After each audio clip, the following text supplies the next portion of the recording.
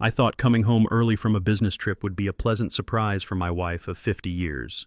Instead, I found my front door locked with a new key, the house completely dark, and a faint, desperate thumping coming from my soundproofed garage.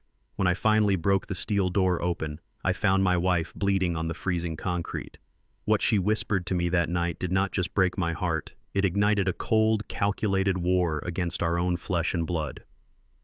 Before I tell you exactly how I dismantled my son's entire life, let me know where you are watching from in the comments below. Hit like and subscribe if you believe that true respect is not given, it is enforced. My name is Alvin Stokes, and I am 75 years old. For 40 of those years, I ran construction crews across Detroit. I know how things are built, and I know exactly how easily they can be torn down. I spent my life inhaling concrete dust and breaking my back so my family would never have to know the poverty I grew up in. I built a quiet, comfortable life. I built an empire in silence. It was a freezing Tuesday night in November when my flight landed. I had wrapped up a consulting job in Atlanta 4 days ahead of schedule. Even in my 70s, companies still pay for my expertise on structural integrity. I was tired, my bones aching with the kind of deep, damp chill that only a Detroit winter can push into your joints. All I wanted was to see my wife Loretta and sleep in my own bed. I pulled my truck into the driveway of our home. It is a beautiful property in a quiet upscale neighborhood, a house I paid for in cash decades ago. I dragged my suitcase up the front steps, shivering as the icy wind cut through my heavy coat. The house was completely dark. There was no porch light on. There was no soft glow from the living room television. That was the very first thing that felt fundamentally wrong. Loretta never liked a dark house. She always left the porch light on for me, no matter how late my flights arrived. I slid my brass key into the front door deadbolt, a lock I had installed with my own hands 20 years ago. The key would not turn. I pushed harder, thinking the bitter cold had jammed the mechanism. But the cylinder was completely different. The lock had been changed entirely. A cold, heavy knot formed in my stomach. You do not survive 40 years on rough construction sites without developing a primal instinct for when something is structurally wrong. This was not a mistake. Someone had purposefully locked me out of my own home.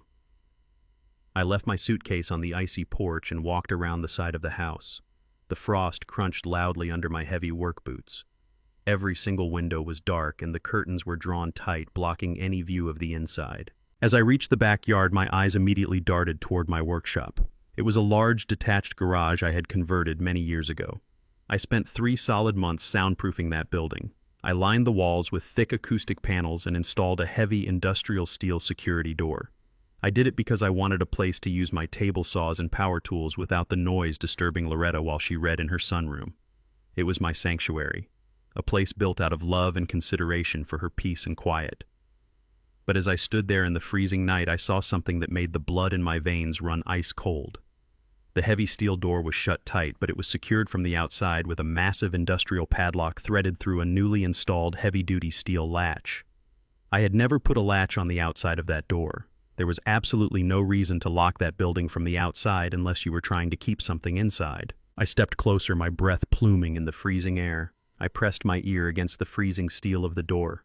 The soundproofing was excellent, designed specifically to trap the screaming pitch of circular saws. But I heard something. It was terribly faint, a rhythmic, desperate thumping. Thud. A long pause. Thud. Another pause. It sounded incredibly weak, like a heartbeat failing in a dying chest. My heart slammed against my ribs. I did not yell out. I did not panic.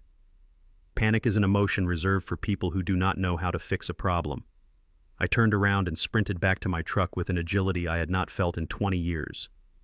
I unlocked the heavy metal toolbox in the bed of my truck and grabbed a solid steel 3-foot crowbar. It weighed heavy and familiar in my calloused hands, a tool of pure leverage and destruction. I marched back to the garage door and wedged the forked end of the crowbar deep into the gap of the newly installed latch. I planted my heavy boots on the freezing concrete, took a deep breath, and pulled back with every single ounce of strength left in my 75-year-old shoulders. The metal groaned heavily, protesting the force. My muscles burned and my joints popped, but I did not stop. I threw my entire body weight backward. The latch snapped with a loud, violent crack that echoed sharply through the quiet neighborhood, sending the heavy padlock clattering to the frozen grass. I ripped the broken metal away and threw the heavy steel door open. The darkness inside the garage was absolute, and the air that hit my face was bone-chillingly cold. The heating unit had been completely cut off. I reached out blindly for the wall switch, but it clicked uselessly. The breaker had been pulled from the main house.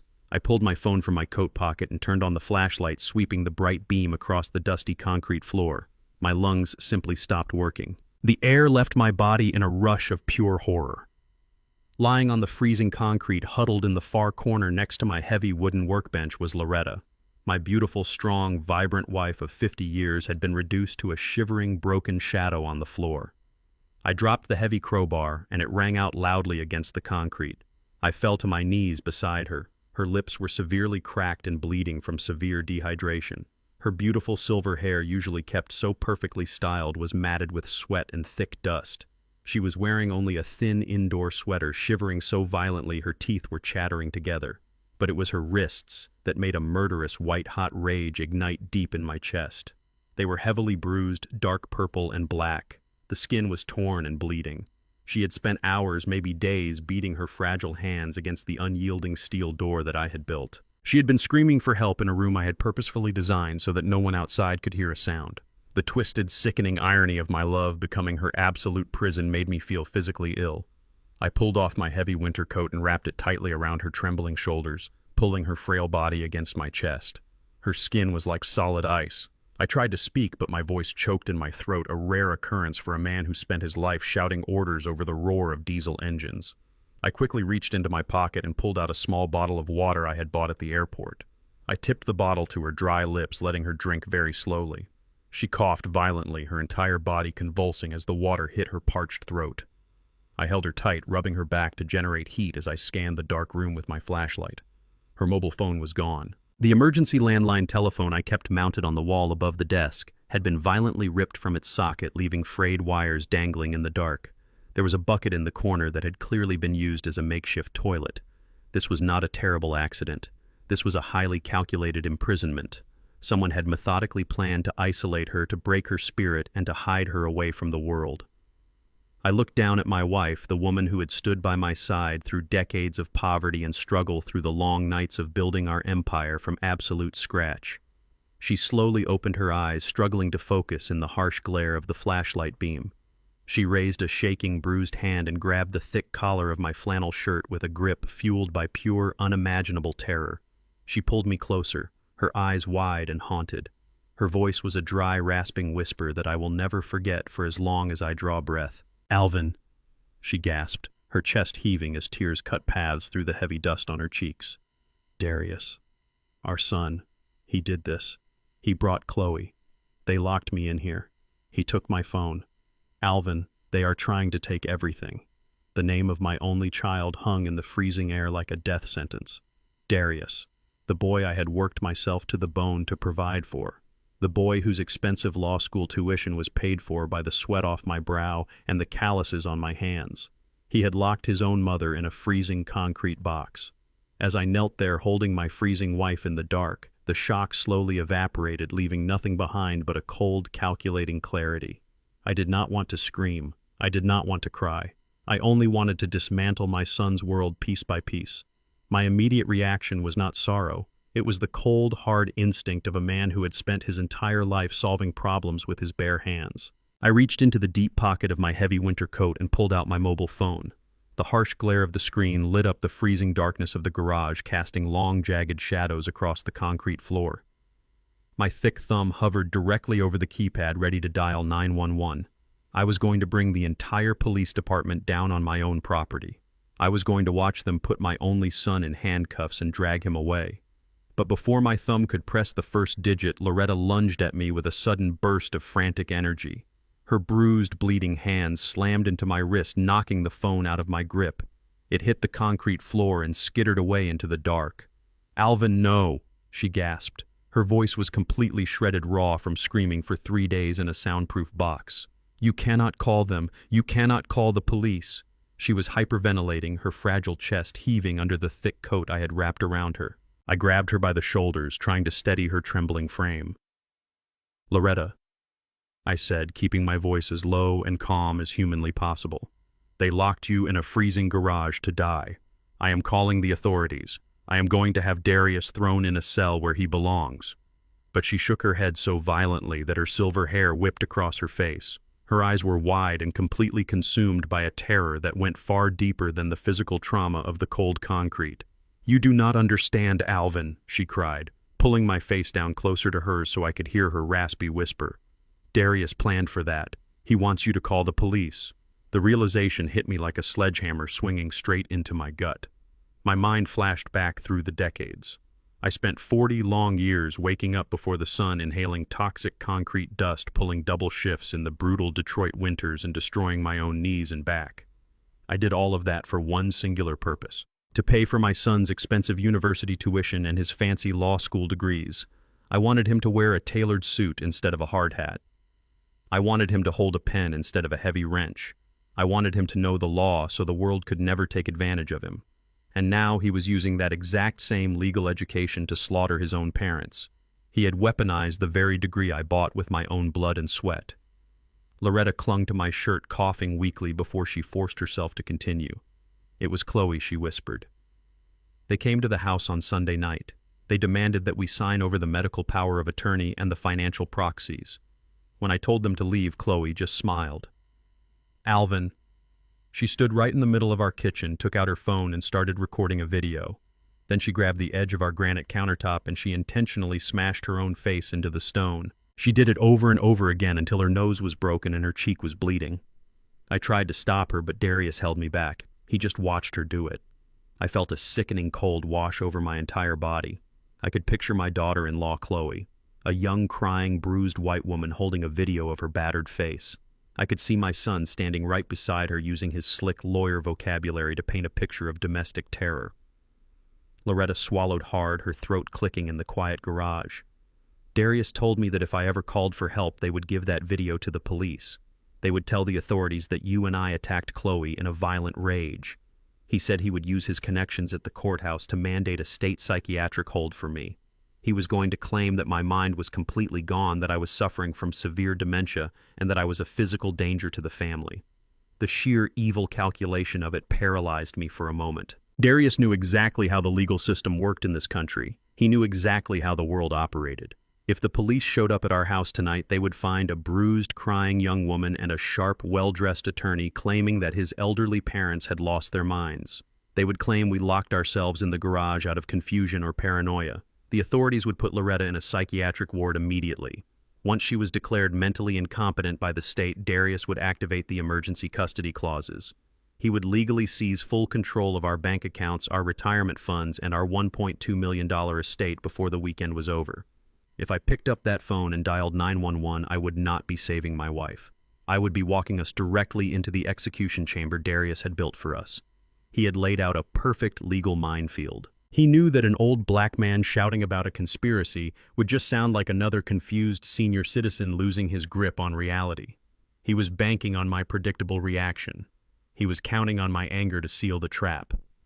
But Darius forgot one very important detail about the man who raised him. You cannot outsmart a man who knows how to read a blueprint. I spent my life looking at structures and finding the hidden weaknesses. My son had built a very clever legal cage, but he built it on a foundation of sheer arrogance. I gently wiped the dirt and tears from Loretta's freezing cheek. I looked deep into her eyes, and I made a silent vow right then and there. I was not going to play by his rules. I was not going to let the court system take the woman I loved and lock her in a sterile white room full of sedatives. I reached down into the dark and found my phone. I did not dial the police. I turned the device completely off, holding the power button until the screen went completely black. I slipped it back into my pocket, cutting off our only connection to the outside world. "Hold on to me, baby," I whispered, my voice steady and completely devoid of panic. I slid my thick arms underneath her knees and behind her back. I lifted her off the freezing concrete floor. She weighed almost nothing in my arms, her body frail from 3 days of starvation and terror. I carried her out of the soundproof garage and into the biting winter wind of the backyard. I moved quickly but quietly, staying deep in the shadows of the large oak trees we had planted when Darius was just a little boy. The irony tasted like bitter ash in my mouth. I reached my heavy-duty pickup truck parked in the driveway.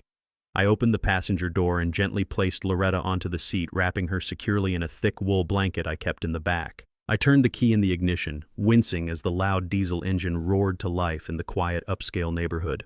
I did not turn the headlights on right away. I backed out of my own driveway like a thief stealing away into the night. I drove 4 blocks down the road completely in the dark before I finally flipped the headlights on, merging into the sparse midnight traffic of the Detroit suburbs. I did not drive to the hospital. Hospitals ask questions. Hospitals file reports. Reports lead to social workers, and social workers would lead right back to Darius and his fraudulent claims of dementia. Instead, I drove clear across town to the industrial district. I navigated through the crumbling streets I used to work on decades ago until I found a cheap, run-down motel tucked away behind a sprawling, abandoned factory.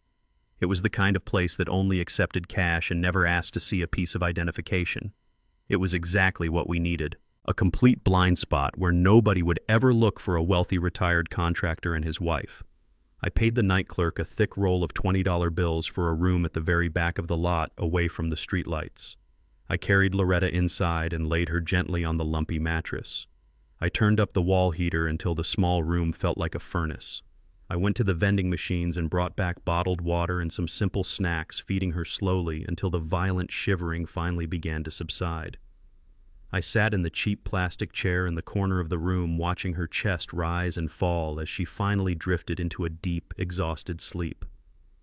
As I sat there in the dim, flickering light of the motel room, the reality of my situation settled over me like a heavy steel blanket.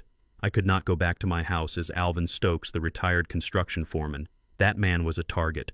That man was a victim waiting to be slaughtered by his own blood. If I wanted to save my wife and protect the empire I had bled for 40 years to build, I had to cease to exist. I had to become something else entirely. Darius and Chloe thought they had won. They thought they had successfully disposed of us and were probably sitting in my house right now celebrating their sudden wealth. They thought they had trapped me in a corner where my only option was to surrender to the authorities and lose my wife to the corrupt system. But they were wrong. By staying silent and walking away into the shadows, I was taking myself off their carefully constructed legal chessboard. I was no longer playing their game. As of this exact moment, I was officially a ghost in my own life. And ghosts do not play by the rules of the living. Ghosts just haunt you until you have absolutely nothing left.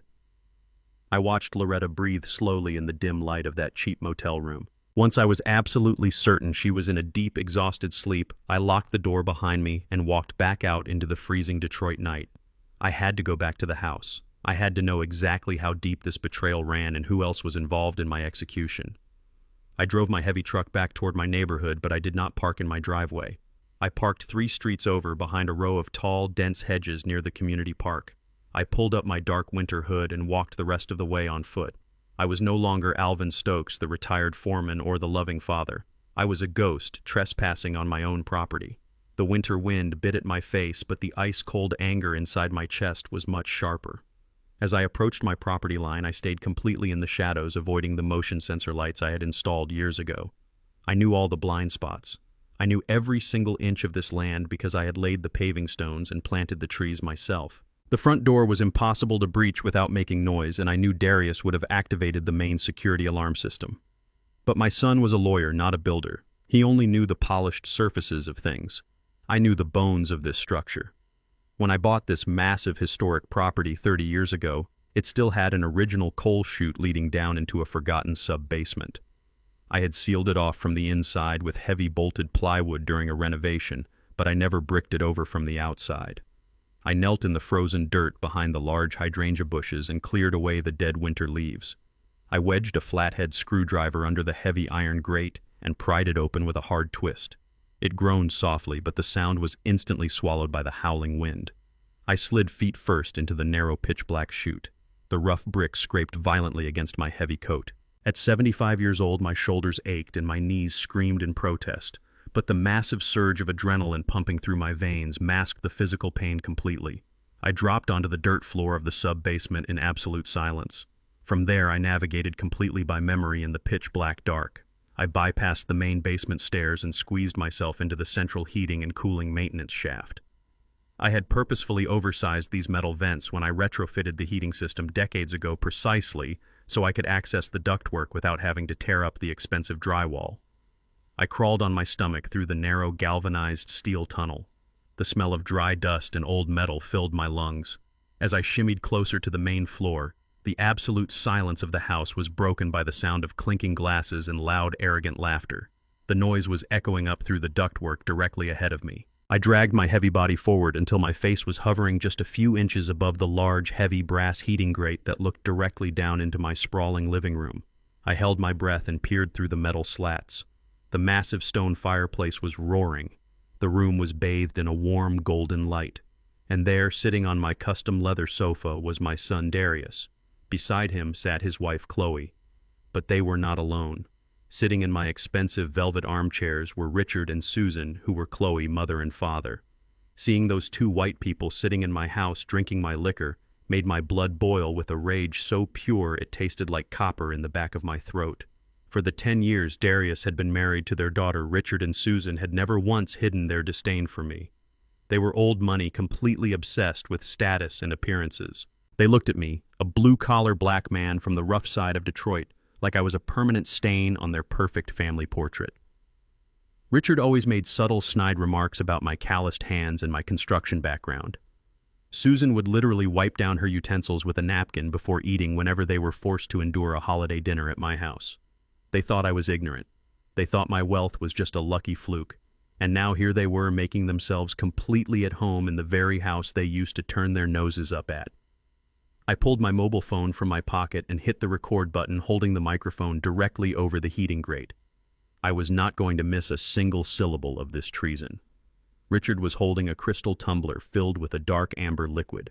I recognized the distinct bottle sitting open on the mahogany coffee table. It was a $500 single malt scotch that I had received as a retirement gift and had been saving for a very special occasion. Richard took a long, slow sip and smiled, leaning back into my chair. He raised his glass toward Darius and said, "I have to admit, Darius, you handled this much better than I anticipated. I thought you would lose your nerve when it came to dealing with your mother." Chloe laughed, a sharp, grating sound that echoed off the high ceilings.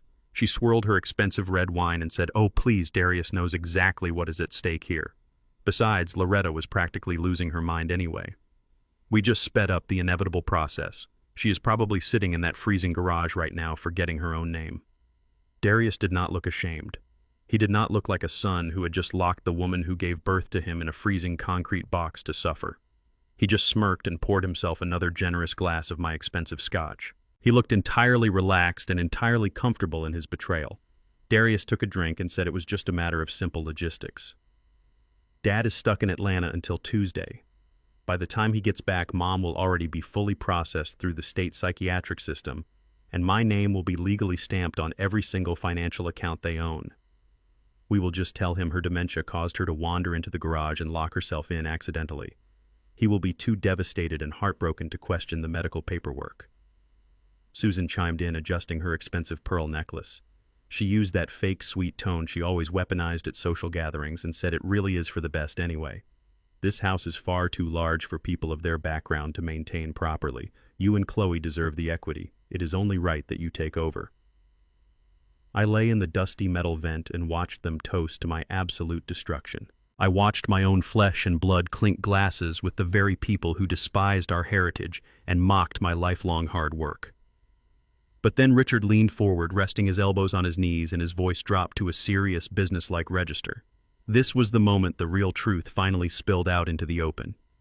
"Are you absolutely sure the old lady is secure out there?" Richard asked, looking directly at Darius with cold, calculating eyes. "We cannot afford any mistakes or any sudden noise. The buyer for this house wants to close by Friday. If we do not have the deed fully transferred and the property totally vacant by Thursday evening, the entire deal falls apart completely." My heart stopped beating for a fraction of a second. The air in the cramped metal vent suddenly felt suffocatingly thin. They were not just trying to take control of my bank accounts. They were not just planning to throw Loretta into a horrific mental institution and wait for me to pass away. They were liquidating everything right now. This house, my absolute pride and joy, the estate I bought for $1.2 million in pure hard cash, was being sold right out from under me while I was supposed to be trapped in Atlanta. Richard was not just sitting here to celebrate a cruel victory. He was a real estate broker. He was actively orchestrating the illegal sale of my property. They were going to forge my signature, sell my property for immediate cash, and leave me completely homeless the moment I stepped off my return flight. Darius nodded confidently, taking another sip of his drink. "The garage is entirely soundproof," Richard Darius said. "Dad built it that way himself. The irony is hilarious, really. Nobody can hear her out there. And the medical power of attorney is completely notarized and filed. Once the buyer wires the funds on Friday, Chloe and I are moving to the West Coast, and you get your 20% broker commission. Everybody wins." I stopped the recording on my phone. The screen went dark, but my mind was illuminated with a terrifying and brilliant clarity. They thought they had outsmarted a tired old man. They thought I was 1,000 miles away, completely ignorant of their grand malicious scheme. They thought they were dividing up my carcass before I was even dead. I slowly backed away from the brass heating grate, inching my way in reverse through the dark, dusty maintenance shaft. Every single movement was slow and highly calculated. I did not make a single sound.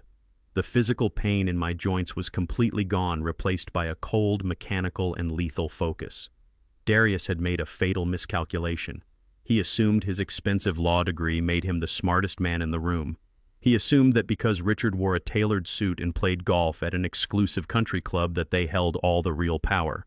But they had fundamentally misunderstood the kind of man they were dealing with. I did not build my empire by asking for permission, and I certainly was not going to let a spoiled brat and a racist real estate broker dismantle my life. I slid back down the coal chute into the freezing night air, leaving the house exactly as I found it. As I walked back to my truck, hidden in the shadows of the tall hedges, the blueprint for their absolute destruction began to form clearly in my mind. They wanted to close the massive real estate sale by Friday. That gave me exactly 72 hours. I had 72 hours to turn their arrogant celebration into a massive financial and legal bloodbath. I was no longer just a father or a betrayed husband. I was the architect of their complete ruin, and I was going to bring the entire roof crashing down directly on their heads. I was standing in the freezing shadows of my own backyard, my lungs burned from the cold air. I had just climbed out of the coal chute with the audio recording of their treacherous celebration vibrating on my phone. But a recording was not enough. I needed the actual paper trail. I needed the exact details of the real estate contract Richard was brokering. I looked up at the second floor of my home. The lights in the living room were blazing, but the upstairs windows were completely dark. Darius and his arrogant guests were safely occupied with my expensive scotch and their grandiose plans. I knew every creak of the floorboards in this house. I built the staircase myself. I quietly slipped through the back patio door using my master key, which they had foolishly forgotten to change on the secondary entrance. I moved like a shadow up the carpeted stairs. The sound of their drunken laughter masked my footsteps. I walked down the long hallway toward the room at the very end. It used to be a place of innocence. It was the bedroom where I raised my only son. I painted those walls a bright, energetic blue when he was 5 years old. I built the solid wooden bed frame he slept in. Now he used it as his personal home office whenever he and Chloe stayed over. I pushed the heavy oak door open and stepped inside. The room was cold and sterile. The posters of baseball players and the shiny trophies he won as a boy were long gone. In their place sat a sleek, modern desk, a leather office chair, and a silver laptop resting closed on the glass surface. The room smelled like expensive cologne and unadulterated greed. I approached the desk and opened the laptop. The screen flared to life, casting a harsh white glow across my weathered, calloused hands. A password prompt blinked mockingly in the center of the screen. Darius was a corporate lawyer. He dealt with secure files every single day. I assumed he would use a complex string of numbers and symbols. I typed in his birth date. Incorrect. I typed in the date of his wedding to Chloe. Incorrect. I tried his law school graduation year. Incorrect. The machine warned me that I had only 2 attempts left before it locked me out completely. I stood there in the dark, listening to the faint sound of my son laughing downstairs. I closed my eyes and thought about the boy he used to be before the money and the prestige rotted his soul. When Darius was 10 years old, I bought him a golden retriever puppy. He loved that dog more than anything in the world. He named him Buster. It was a simple, silly name. I opened my eyes, placed my thick fingers on the keyboard, and typed the word Buster, followed by the year the dog was born. The screen froze for a fraction of a second, and then the desktop appeared. The security barrier fell away. It was a bitter, sickening realization. The innocent boy I raised was completely dead and gone, but his childhood memory was the exact key that unlocked his ultimate betrayal. I did not have much time. I opened his primary document folders, scanning the file names with practiced efficiency. I was looking for anything related to Richard or the sale of my estate. It did not take long to find a hidden folder labeled simply as estate transfer. I clicked it open. There it was. The fraudulent real estate contract drafting the sale of my $1.2 million home to Apex Holdings for a mere $500,000. They were liquidating my entire life for quick, untraceable cash. But as I scrolled through the folder, something else caught my eye. There were dozens of urgent bank notices marked with red flags. There were frantic email drafts saved in a separate encrypted folder. I opened the first email. It was a terrifying correspondence between Darius and the senior partners at his law firm. They were requesting an immediate audit of the client escrow accounts. They wanted to know why there was a massive discrepancy in the ledger. My heart began to hammer against my ribs. I dug deeper into the hidden files, opening spreadsheets and bank transfers that Darius had desperately tried to conceal. The numbers painted a horrifying picture of absolute ruin. Darius had not just been living beyond his means. He had committed a massive federal crime. Over the past 6 months, my son had secretly embezzled $400,000 directly from his law firm's client escrow accounts. It was money that did not belong to him. Money held in trust for innocent people who trusted his firm to protect them. I opened his web browser history and found the destination of the stolen funds.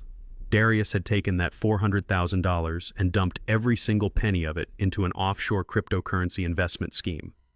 He thought he was smarter than the market. He thought he could double the money, replace the stolen funds, and pocket the massive profit before the firm ever noticed the missing cash. But the crypto platform was a complete scam. The market crashed and the offshore brokers vanished without a trace. The $400,000 was entirely gone, wiped out in the blink of an eye. The reality of the situation hit me like a physical blow to the chest. Darius was not just a greedy son trying to buy a bigger mansion. He was a desperate, trapped animal. The audit at his law firm was scheduled for the end of the month. If that $400,000 was not replaced by next Friday, the senior partners would discover the massive theft. They would report him to the authorities immediately. Darius was facing absolute public disgrace, his disbarment as a practicing attorney, and a mandatory minimum of 15 years in federal prison for wire fraud and embezzlement. My son was drowning, and he decided that the only way to save his own life was to drown his mother and father instead. My house, my retirement fund, my entire estate, it was all just a desperate lifeline to keep him out of a federal penitentiary. But the most sickening discovery was yet to come. I opened a folder containing screenshots of text messages between Darius and his wife Chloe. I read the messages, and my blood turned to absolute ice. Chloe knew everything. She knew about the stolen escrow money, she knew about the crypto scam, and she was using it to completely control him. I read a message she sent him just 3 days ago. It said, "You better get your parents out of that house, Darius. If you do not get Richard the deed by Friday, I am packing my bags. And before I leave, I am sending the escrow proof directly to your partners. You will rot in prison while I take everything else. Do whatever it takes to get the medical proxy signed." Chloe was not just a willing participant in this nightmare. She was the cruel architect holding the executioner's axe directly over my son's neck. She was using his looming federal prison sentence as absolute leverage to force him to rob his own parents. She was the one who orchestrated the fake domestic violence video. She pushed him to lock his own mother in a freezing concrete garage to break her spirit. And Darius, the coward that he was, chose to sacrifice the woman who gave him life rather than face the consequences of his own disastrous actions. I sat in the dark, staring at the glowing screen of the laptop. The betrayal was so deep, so entirely rotten, that it transcended mere greed. It was a fight for absolute survival. They needed my money to cover up a massive felony, and they were willing to destroy me and Loretta to get it. I pulled a small digital drive from my pocket and began downloading every single file, every bank statement, and every blackmail text message.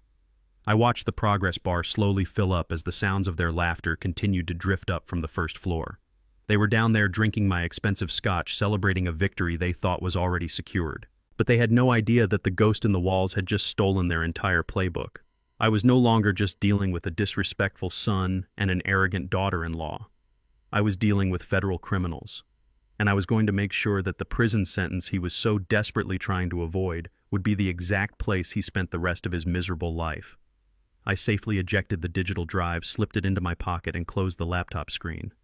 I walked out of that childhood bedroom, leaving the ghost of the boy I raised behind forever. I had a war to win. I slipped out of that house the same way I came in. I crawled backward through the narrow, dark maintenance shaft and dropped down into the freezing dirt of the old coal chute. My 75-year-old bones ached with a deep grinding pain, but I did not allow myself to stop or even slow down. I pushed the heavy iron grate open and pulled myself up into the biting Detroit winter wind. The sky was still pitch black. The neighborhood was completely silent. Upstairs, my son and his arrogant guests were likely sleeping off my expensive scotch, dreaming about the massive fortune they were about to steal. I walked back to my truck, hidden behind the park hedges, staying completely in the shadows. I climbed into the cab and started the engine, letting the heavy diesel rumble mask the sound of my heavy breathing. I drove back through the empty streets of the city. The streetlights flickered against the frost-covered windshield. My mind was racing, analyzing every single piece of evidence I had just pulled from my son's laptop. Darius was facing 15 years in federal prison for embezzling $400,000 from his law firm. Chloe was blackmailing him. Richard and Susan were acting as the money launderers. It was a massive criminal conspiracy happening right under my roof. But I needed a legal meat cleaver to chop their operation to pieces. I needed someone who understood the dark, vicious side of corporate law. I needed someone who hated people like Richard and Susan just as much as I did. I arrived back at the rundown motel just as the horizon began to turn a faint, bruised purple. I quietly unlocked the door to our room. The air inside was stiflingly warm from the wall heater. Loretta was still sleeping deeply on the lumpy mattress wrapped tightly in my heavy winter coat. Her chest rose and fell in a steady rhythm. The bruised skin around her wrists made my jaw clench so hard my teeth ached. I sat down in the cheap plastic chair in the corner of the room, keeping the lights completely off. I pulled out my mobile phone. It was time to wake up the deadliest lawyer in the state of Michigan. I dialed a private number I knew entirely by heart. It belonged to Tyrone. Tyrone was not just a ruthless corporate attorney who charged $800 an hour. 30 years ago, Tyrone was a skinny, hungry kid growing up on the absolute worst streets of Detroit. He had no father, and his mother worked 3 jobs just to keep the lights on. I saw him sweeping up trash around one of my construction sites, trying to make a few honest dollars. I took him under my wing. I gave him a hard hat, a heavy broom, and a steady paycheck. I kept him out of the street gangs. When he showed me his report card full of top grades, I paid his application fees for college and eventually helped fund his law school tuition. Tyrone viewed me as the father he never had. And unlike my own flesh and blood, Tyrone possessed an absolute, unshakable loyalty. The phone rang 3 times before he answered. His voice was gravelly and thick with sleep. He asked who is calling at 5 in the morning. I kept my voice low and steady. I said, "Tyrone, it is Alvin. I need you to wake up right now. I need your mind and I need your absolute discretion. This is completely off the books." I heard the immediate rustle of bedsheets as Tyrone sat up. The sleep vanished from his voice, instantly replaced by the sharp, calculating tone of a legal predator. He asked Alvin, "What is wrong? Where are you?" I told him I was sitting in a cheap motel hiding my wife from my own son.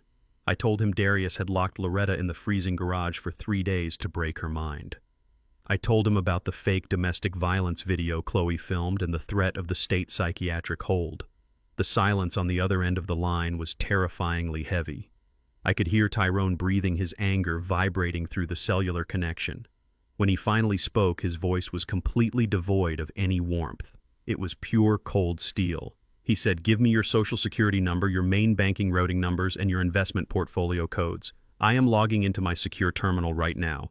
I am going to run a total backdoor diagnostic on every single asset connected to your name. Do not hang up this phone." I sat in the dark motel room listening to the rapid, aggressive clicking of Tyrone's keyboard. Every keystroke felt like a ticking clock. I watched the early morning light slowly creep through the gaps in the motel curtains. I thought about the bitter irony of my life. I had given my own son everything. I gave him a pristine childhood, a safe neighborhood, and an expensive education. Yet he grew up to be a coward who would torture his own mother to save himself from a prison sentence.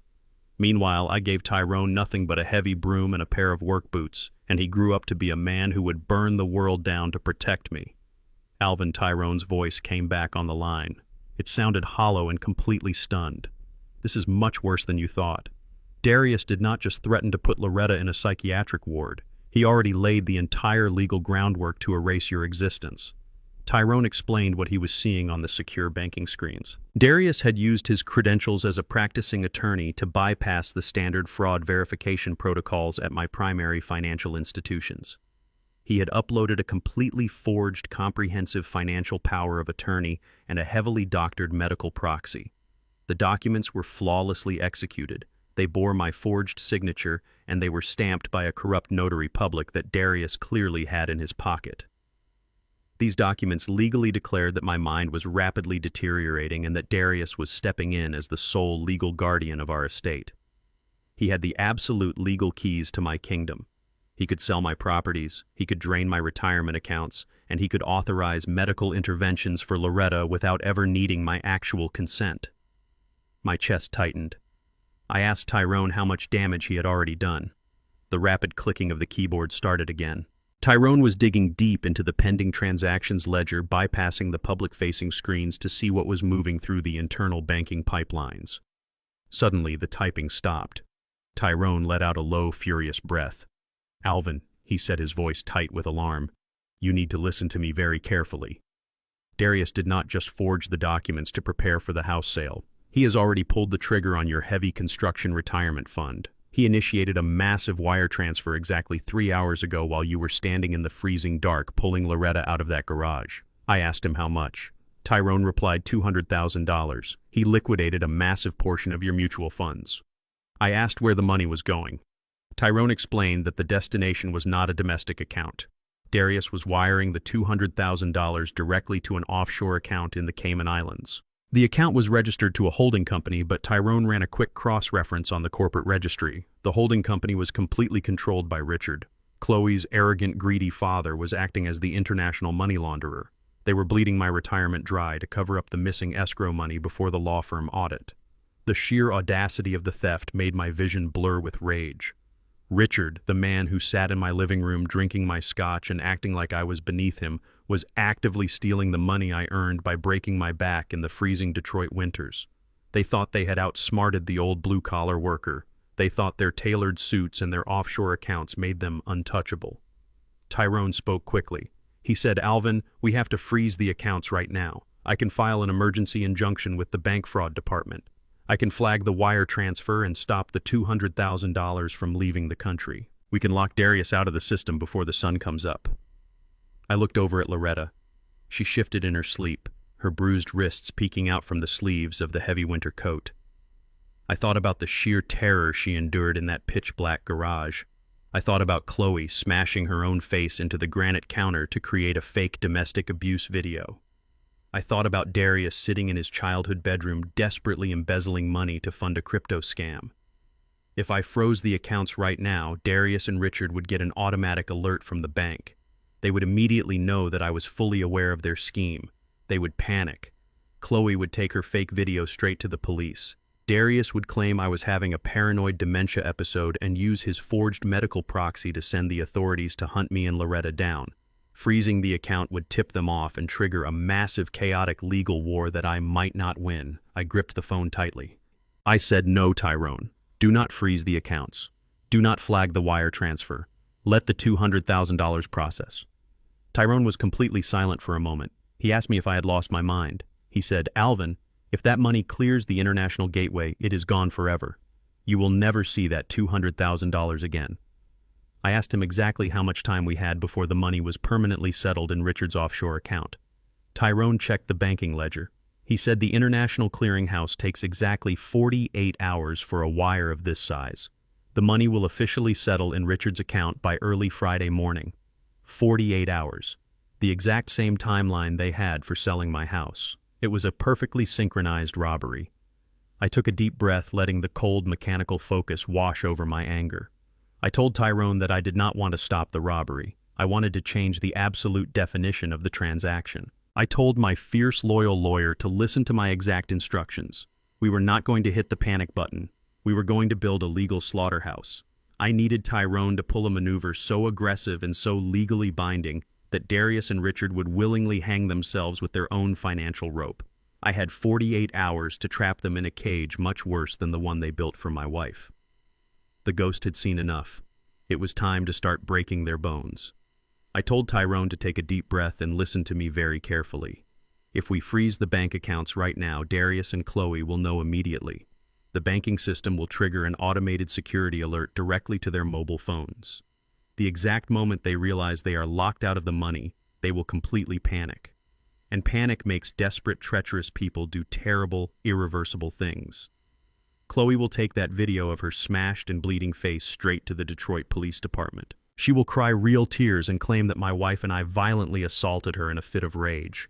Darius will use his expensive law degree and his smooth-talking courtroom demeanor to back up her lies. He will then present the forged medical documents to a judge claiming we are a severe danger to society. Before the sun even sets today, the state will have Loretta locked inside a sterile psychiatric ward under a mandatory medical hold. I will be forced to fight a massive legal war just to get my own wife back while they quietly shred the evidence of their embezzlement and disappear.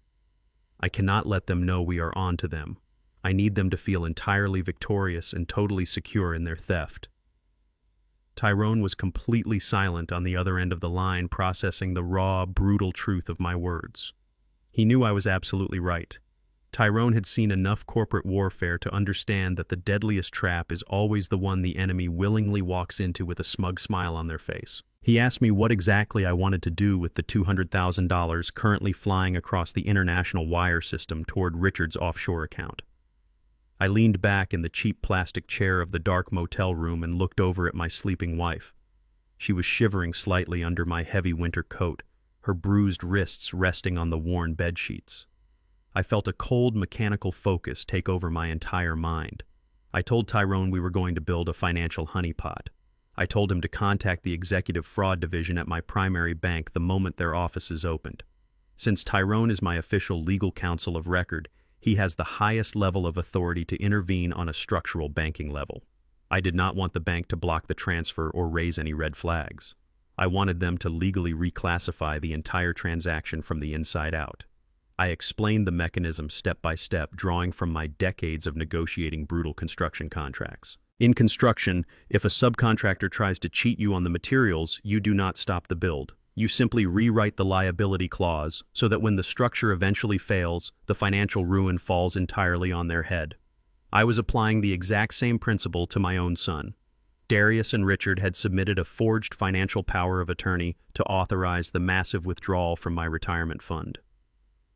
I told Tyrone to use his backdoor legal access to convert that simple withdrawal into a highly toxic commercial loan. Because Darius used his own legal credentials, and Richard's receiving accounts to process the money, we could legally bind both of them to the debt without their knowledge. Every single dollar they pulled from my retirement fund would be silently documented in the federal banking system as a non-dischargeable personal loan holding a brutal penalty interest rate of 25%. The absolute beauty of the trap was the collateral itself. By using the forged documents to initiate the wire transfer, Darius and Richard had unwittingly provided their own digital footprints as a sworn guarantee of the debt. The very documents they forged to steal my money were now ironclad legal confessions of their liability. If they failed to pay back the loan on demand, it would not just be a civil dispute over missing funds. It would instantly trigger federal wire fraud charges and the immediate financial liquidation of all their personal assets. We were pouring wet concrete around their feet and letting them stand in it while they celebrated. By the time they realized they were stuck, the concrete would be fully hardened and they would sink straight to the bottom. Tyrone let out a low, dark chuckle over the phone. It was the sound of a fierce predator recognizing a flawless kill strategy. He told me the maneuver was legally brilliant. He said he would draft the internal reclassification orders immediately and have the senior bank executives sign off on the honeypot structure before regular banking hours officially began. The $200,000 would successfully land in Richard's offshore account in the Cayman Islands exactly as they had planned. They would look at their computer screens and pop champagne. They would think they had successfully robbed a tired old blue-collar worker. They would have absolutely no idea that the money sitting in their hands was actually a ticking financial time bomb rigged to detonate the very moment I decided to press the button. While Tyrone was securing the banking trap, he continued to dig deep into the digital paperwork Darius had uploaded to the county legal registry. I listened to the rapid, aggressive clicking of his keyboard cutting through the quiet morning air. Suddenly, his typing stopped abruptly. The silence on the line stretched out for several long seconds. When he finally spoke, his voice was laced with a deep, sickening disgust. "Alvin," he said, "I just pulled the pending real estate contracts for your property, and the situation is worse than a simple sale. Richard is not just acting as the broker for this transaction. He is the primary architect of a massive money laundering operation. He is orchestrating a total fire sale of your $1.2 million estate." Tyrone read the grim details of the contract to me over the phone. Richard was pushing the sale through a fast-track closing process scheduled for Friday morning. He was selling my beautiful home, the house where I raised my family, the house with the custom oak floors I laid with my own bruised hands, for a mere $500,000. He was dumping my life for pennies on the dollar just to generate clean, untraceable cash to cover up my son's massive law firm embezzlement.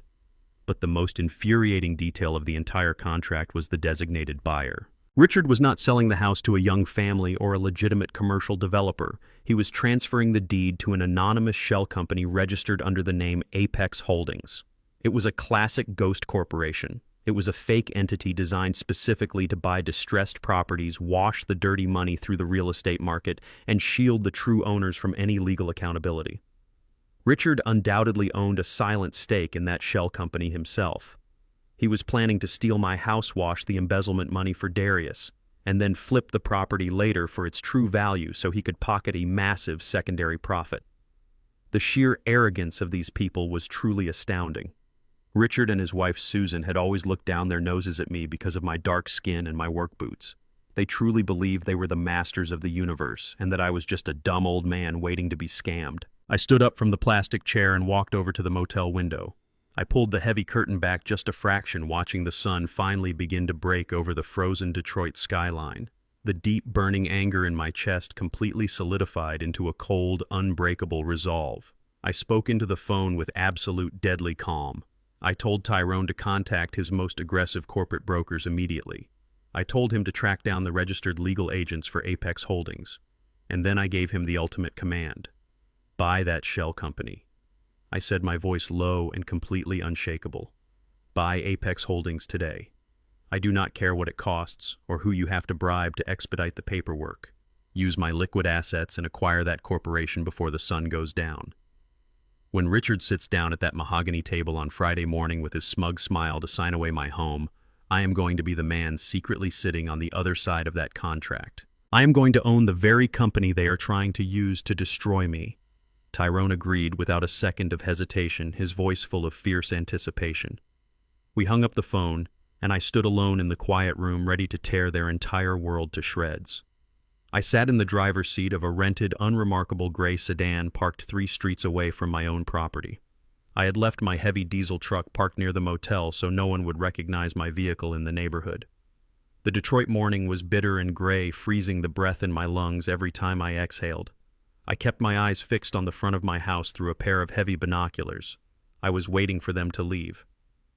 Tyrone had informed me that Darius and Chloe had an appointment at 10 in the morning with a corrupt medical examiner. They were taking my forged medical records to a shady clinic across town to secure the final signature for the fake psychiatric evaluation. They needed a doctor on their payroll to officially declare me and Loretta mentally unfit to handle our own affairs. At exactly 9:45, the heavy oak front door of my house swung open. Darius walked out first, wearing a sharp, tailored navy blue suit that I had probably paid for. He looked exhausted, running a hand nervously over his face. Chloe followed right behind him. She was dressed in a conservative beige dress, her hair pulled back into a neat, modest bun. She looked exactly like the concerned, devastated daughter-in-law she was pretending to be. I watched them climb into my son's luxury sedan and drive away down the icy street heading toward the city.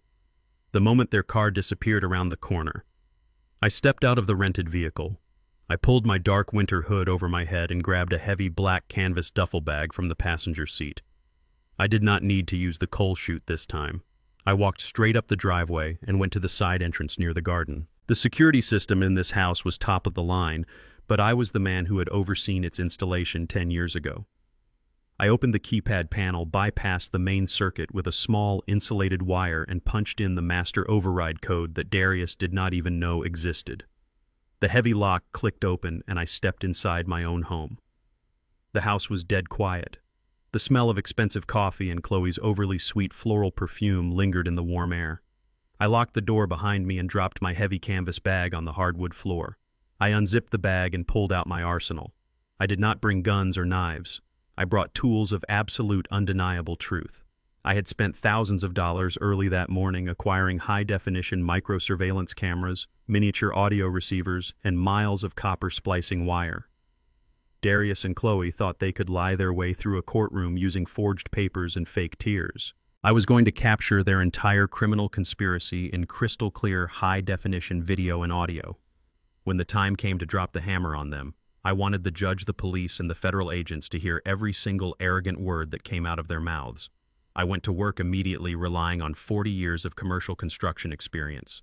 I know the anatomy of a house better than anyone. I know where the hollow spaces are behind the drywall. I know how the electrical grid connects through the ceiling joists. I started in the formal dining room. I set up a small stepladder and carefully popped the cover off the main smoke detector directly above the mahogany dining table where they usually sat to discuss their plans. I spliced the tiny camera wire directly into the continuous power supply of the smoke detector so the battery would never die. I nested the microscopic lens right behind the ventilation grill, making it completely invisible to the naked eye. It gave me a perfect overhead view of the entire room. Next, I moved into the main living room. I dragged the ladder over to the massive crystal chandelier hanging from the vaulted ceiling. My hands were calloused and thick from decades of hauling concrete and steel, but they moved with absolute surgical precision. I unscrewed the ornate brass canopy at the base of the chandelier and threaded a second micro camera through the hollow metal chain. I positioned the lens so it pointed directly at the custom leather sofa where Richard and Susan had sat drinking my expensive scotch the night before. I wired the audio receiver into the wall sconces, ensuring that even a whispered conversation in the corner of the room would be captured with absolute clarity. I moved into the kitchen, placing a third camera inside the crown molding above the granite countertops where Chloe had staged her fake domestic violence video. I worked fast, wiping away any dust or debris that fell from the ceiling, making sure the house looked exactly as they had left it. My breathing was heavy, and sweat gathered on my forehead despite the cold winter draft leaking through the windows. But the physical labor felt incredibly good. For the first time in days, I felt like I was back in control. I was transforming my home from a place of betrayal into a massive digital trap. With the first floor completely wired, I grabbed my tool bag and walked heavily up the carpeted stairs. I headed straight for the master guest suite where Darius and Chloe were staying while they finalized the theft of my estate. I pushed the door open. The bed was unmade. Darius had left his legal folders scattered carelessly across the reading chair.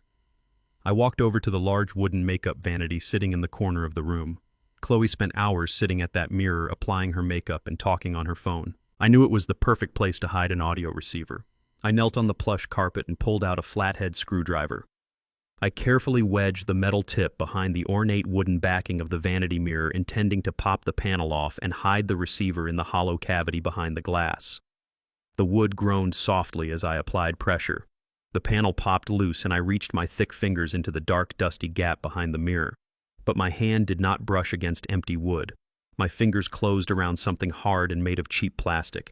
I pulled my hand out of the hidden cavity. Resting in my palm was a cheap prepaid cellular phone. It was a disposable burner phone, the kind criminals buy with cash at gas stations to avoid being tracked. My heart skipped a sudden heavy beat. Chloe was a woman who flaunted her wealth. She carried a $1,000 smartphone and wore expensive designer clothes. There was absolutely no reason for her to hide a cheap disposable phone behind a mirror unless she was communicating with someone she desperately needed to keep hidden from my son. I pressed the power button. The screen flickered to life. To my absolute surprise, there was no passcode lock. Chloe was incredibly arrogant. She assumed no one would ever find her hiding spot, so she had not even bothered to secure the device. I opened the text message application. There was only one active conversation in the entire phone. The contact name was simply saved as a single letter. The letter. I began to read the text messages, and the sheer magnitude of the evil I uncovered made the blood freeze entirely in my veins. The messages dated back over 6 months. I scrolled up to the earliest texts, reading the horrible truth line by line. The person Chloe was texting the person saved as V was not just a secret lover. It was the offshore cryptocurrency broker. It was the exact same man who had convinced my son Darius to embezzle $400,000 from his law firm. The pieces of the puzzle slammed together in my mind with sickening, violent clarity. Darius had not just stumbled into a bad investment, he had been intentionally targeted and completely set up. Chloe had orchestrated the entire financial scam from the very beginning.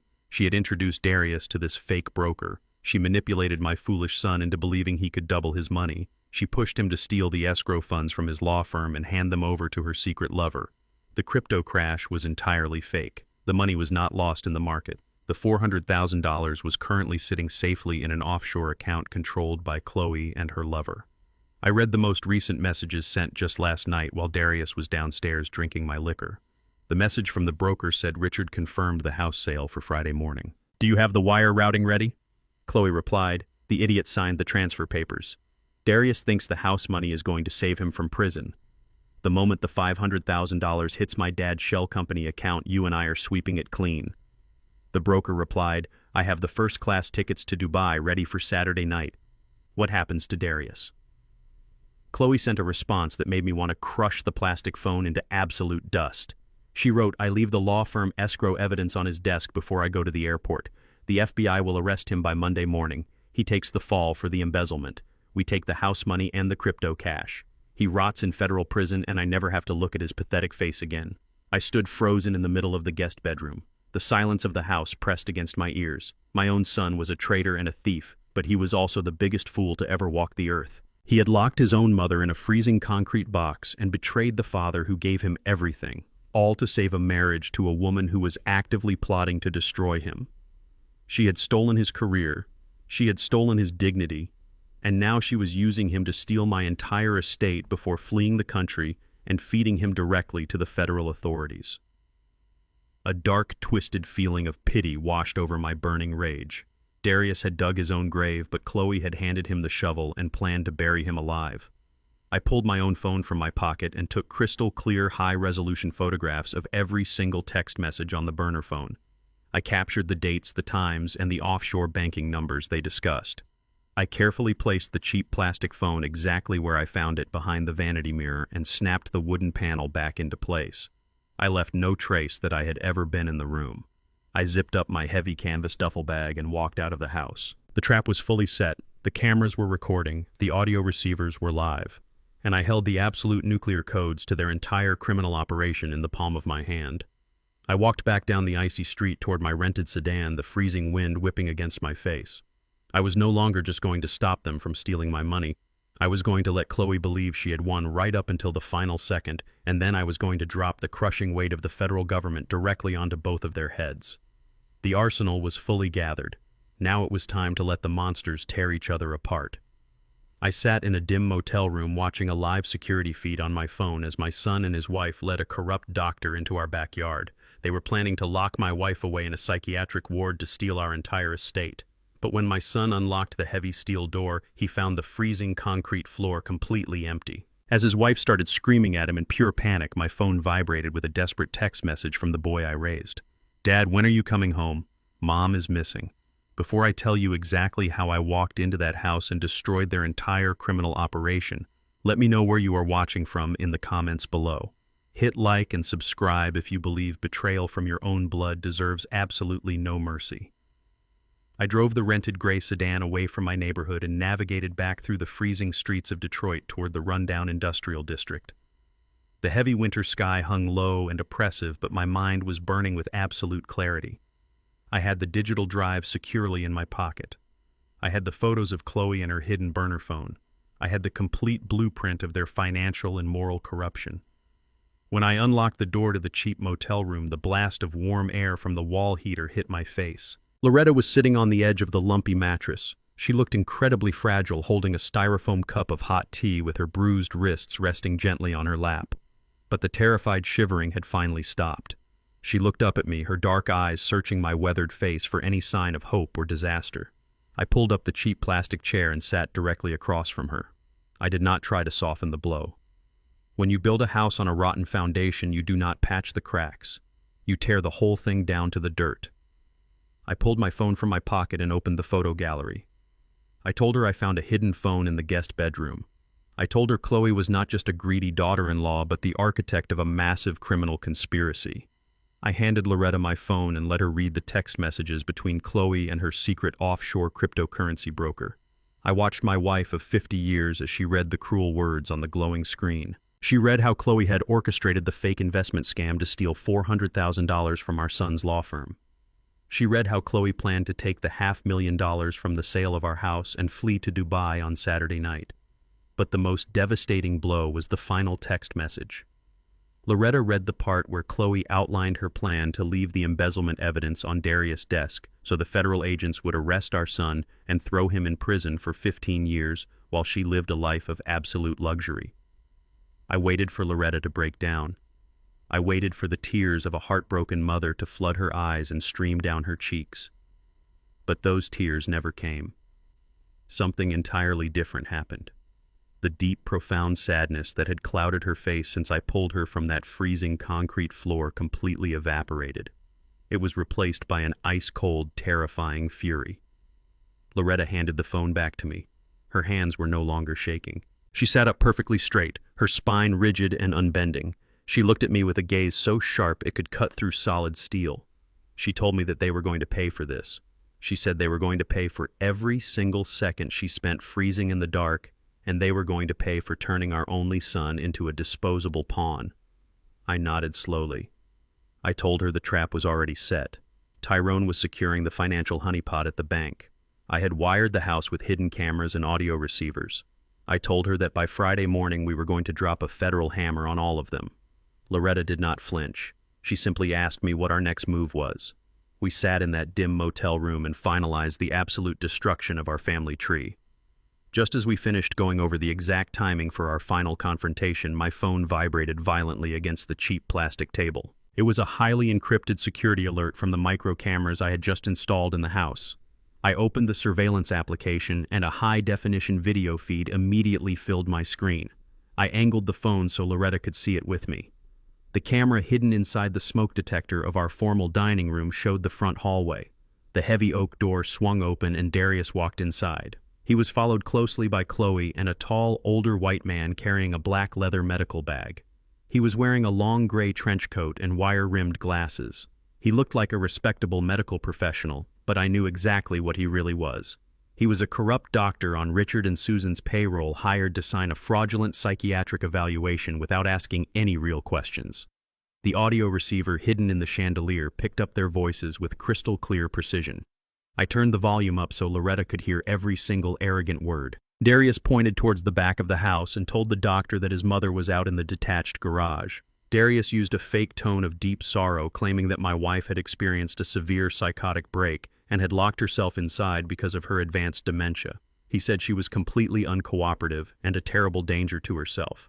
The doctor did not look concerned at all. He did not ask about her medical history or request to see any previous prescriptions.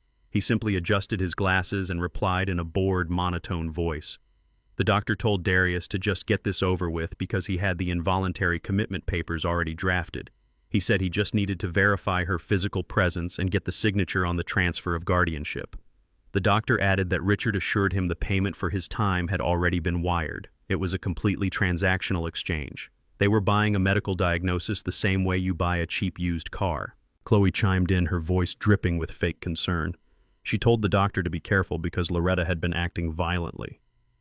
Chloe pointed to a faint bruise on her own cheek, the exact one she had given herself by intentionally smashing her face into the granite counter.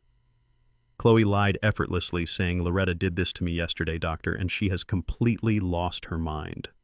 Chloe insisted that the doctor had to take Loretta away before Alvin came back from his business trip. Chloe said Alvin will not understand because he is in complete denial about her mental state. I watched my screen as the three of them walked through the living room and headed toward the kitchen. The camera hidden in the crown molding above the kitchen cabinets tracked their movements perfectly. Loretta squeezed my arm, her fingernails digging deep into my thick winter coat. We watched them open the back door and step out into the freezing Detroit winter air, heading straight for the soundproof workshop. I switched the video feed to the external security camera I had mounted near the roofline years ago. The high-definition lens showed Darius leading Chloe and the corrupt doctor across the frosted grass of my backyard. The winter wind was whipping Chloe's hair around her face, but she looked smug and entirely victorious. She thought she was just minutes away from securing the medical proxy she needed to steal my estate. Darius stepped up to the heavy industrial steel door of the garage. He reached into his tailored suit pocket and pulled out a small silver key. I watched his face on the glowing screen of my phone. He looked tired but relieved, thinking this was the final hurdle before he could access my retirement funds and save himself from a federal prison sentence. Darius pushed the key into the heavy-duty padlock. He turned it, and the lock popped open with a heavy metallic click. He pulled the thick steel latch back and grabbed the door handle. He looked back at the doctor and warned him that she might be sitting on the floor, so please do not startle her. Then Darius pulled the heavy soundproof door wide open. The dark interior of the garage was exposed to the harsh winter daylight. Darius stepped inside. The camera caught the exact moment his entire reality shattered into a million jagged pieces. He froze instantly. His shoulders went completely rigid. He took another step into the garage and then stumbled backward as if he had been physically punched in the chest. The garage was completely empty. There was no shivering elderly woman huddled in the corner. There was no dementia patient waiting to be hauled away to a psychiatric ward. There was only the broken, twisted metal of the heavy latch where I had violently forced the door open with a steel crowbar hours ago. Darius spun around, his face completely drained of all color. His eyes were wide and filled with absolute panic. He stumbled out of the garage, gasping for air like a drowning man. He looked at Chloe and stuttered, his voice cracking in the freezing wind, telling her that she is gone and somebody broke the lock. The smug, victorious smile on Chloe's face vanished instantly. Her eyes darted to the broken steel latch and then back to Darius. The facade of the sweet, concerned daughter-in-law completely dissolved, revealing the vicious, panicked criminal underneath. She lunged forward and grabbed Darius by the lapels of his expensive suit. She started screaming at him, her voice shrill and echoing across the empty backyard. She yelled, "You absolute idiot, you left it unlocked and did not secure the door." She demanded to know where Loretta was and screamed that if Loretta goes to the police, they are all going to prison. Darius shoved her hands away, his chest heaving with sheer terror. He yelled back that he locked it perfectly. He pointed to the deep gouge marks on the steel frame where my crowbar had bitten into the metal. He shouted that somebody broke in and somebody took her. The corrupt doctor standing behind them immediately realized that he had walked into a massive, catastrophic criminal failure. He did not say a single word. He just turned around, gripping his black leather medical bag, and walked quickly back toward the house, abandoning them in the freezing yard. Chloe began to pace frantically, pulling at her hair, screaming that the real estate deal was going to collapse entirely. She yelled that if they did not get the medical proxy signed today, Richard would not be able to sell the house to the shell company, and they would have absolutely no money to cover the missing escrow funds. I sat in the motel room watching my son completely break down on the small, glowing screen. Darius pulled his mobile phone from his pocket, his hands shaking so violently he could barely hold the device. A few seconds later, my own phone vibrated in my hand. A text message notification popped up at the top of my screen, overriding the camera application. It was from Darius. The message read, "Dad, please call me right now. When are you coming home from Atlanta because Mom is missing?" I looked at the desperate text message and then I looked at Loretta. She stared at the screen, her face completely devoid of mercy. I typed my response with slow, deliberate keystrokes. I wrote, "I just landed at the airport, son, and I am getting a cab, so I will be home in an hour to help you find her." I hit send. The puppet master had pulled the strings. Now it was time to walk onto the stage and watch them dance. I sat in the freezing cabin of the rented sedan, staring at the text message from my son that glowed brightly on my phone screen. "Dad, when are you coming home? Mom is missing." I stared at those words and felt a cold, mechanical calmness wash over my entire body. I was no longer a husband panicking over his missing wife. I was a veteran construction foreman preparing to walk onto a completely rigged job site. I had to become the ultimate actor. I had to walk into my own home and play the role of a devastated, exhausted old man who had no idea that his own flesh and blood was trying to destroy him. I placed my fingers carefully on the digital keyboard and typed my reply. "Just landed. I am pulling into the driveway now." I hit send and watched the message deliver. I took a deep breath, letting the freezing air fill my lungs. I closed my eyes and forced my heart rate to slow down. I needed to look like a man who had just spent hours navigating crowded airport terminals and fighting heavy traffic. I needed to look oblivious to the fact that my son was facing 15 years in federal prison for embezzlement.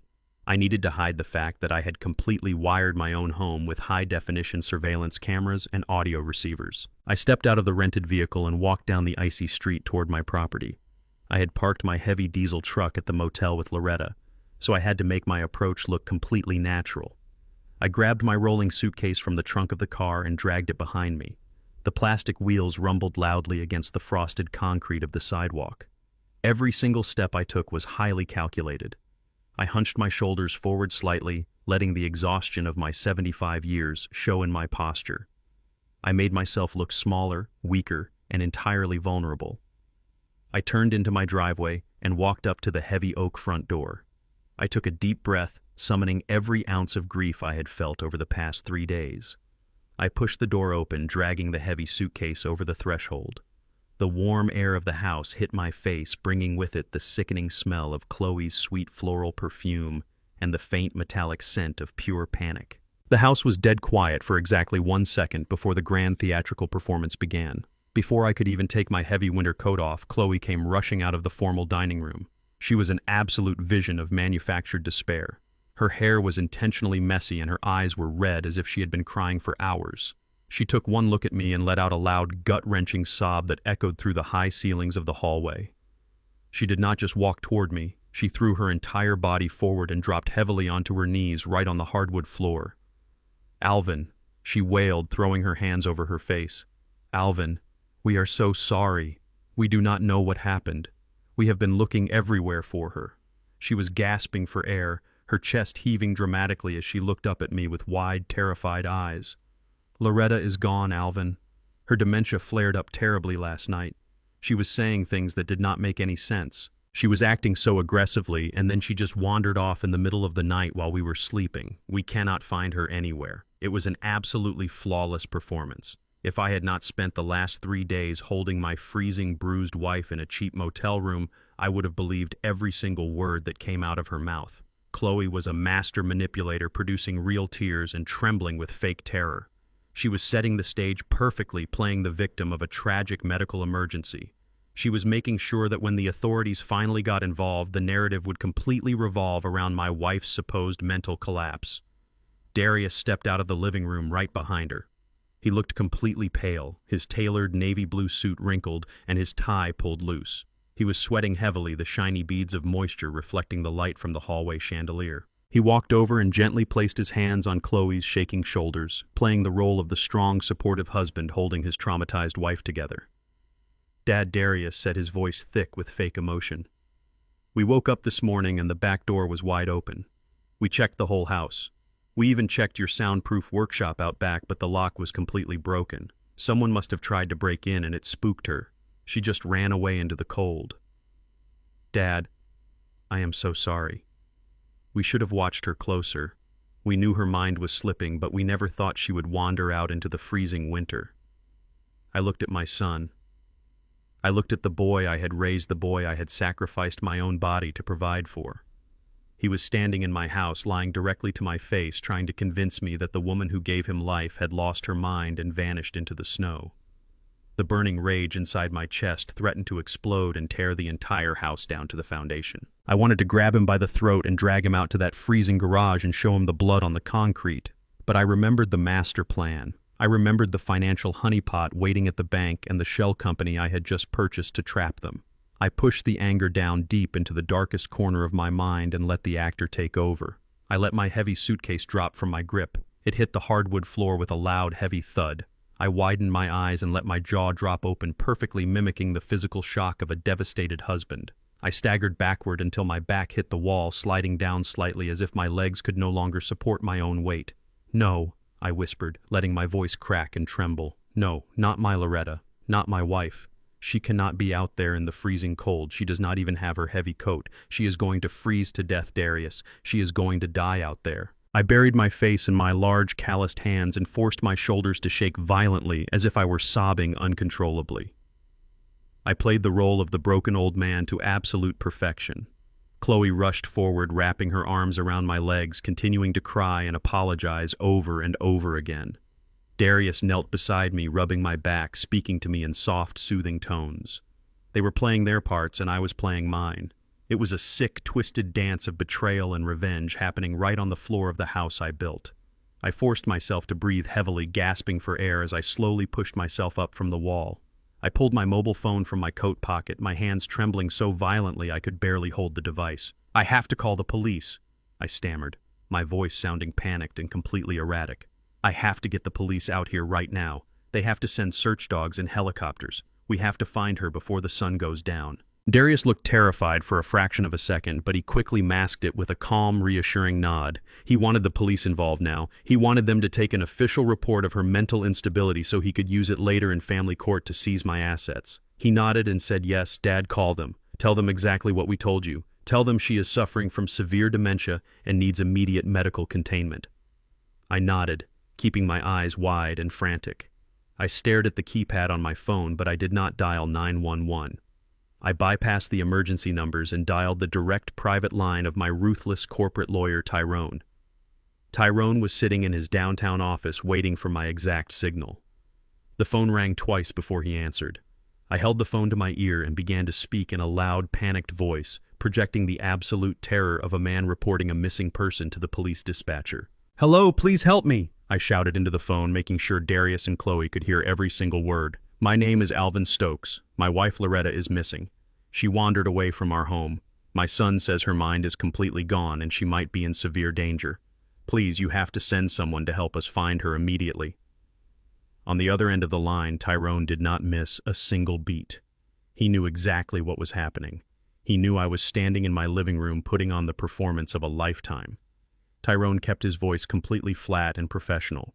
He said, "Alvin, the financial traps are fully set and the real estate shell company is officially secured under your name.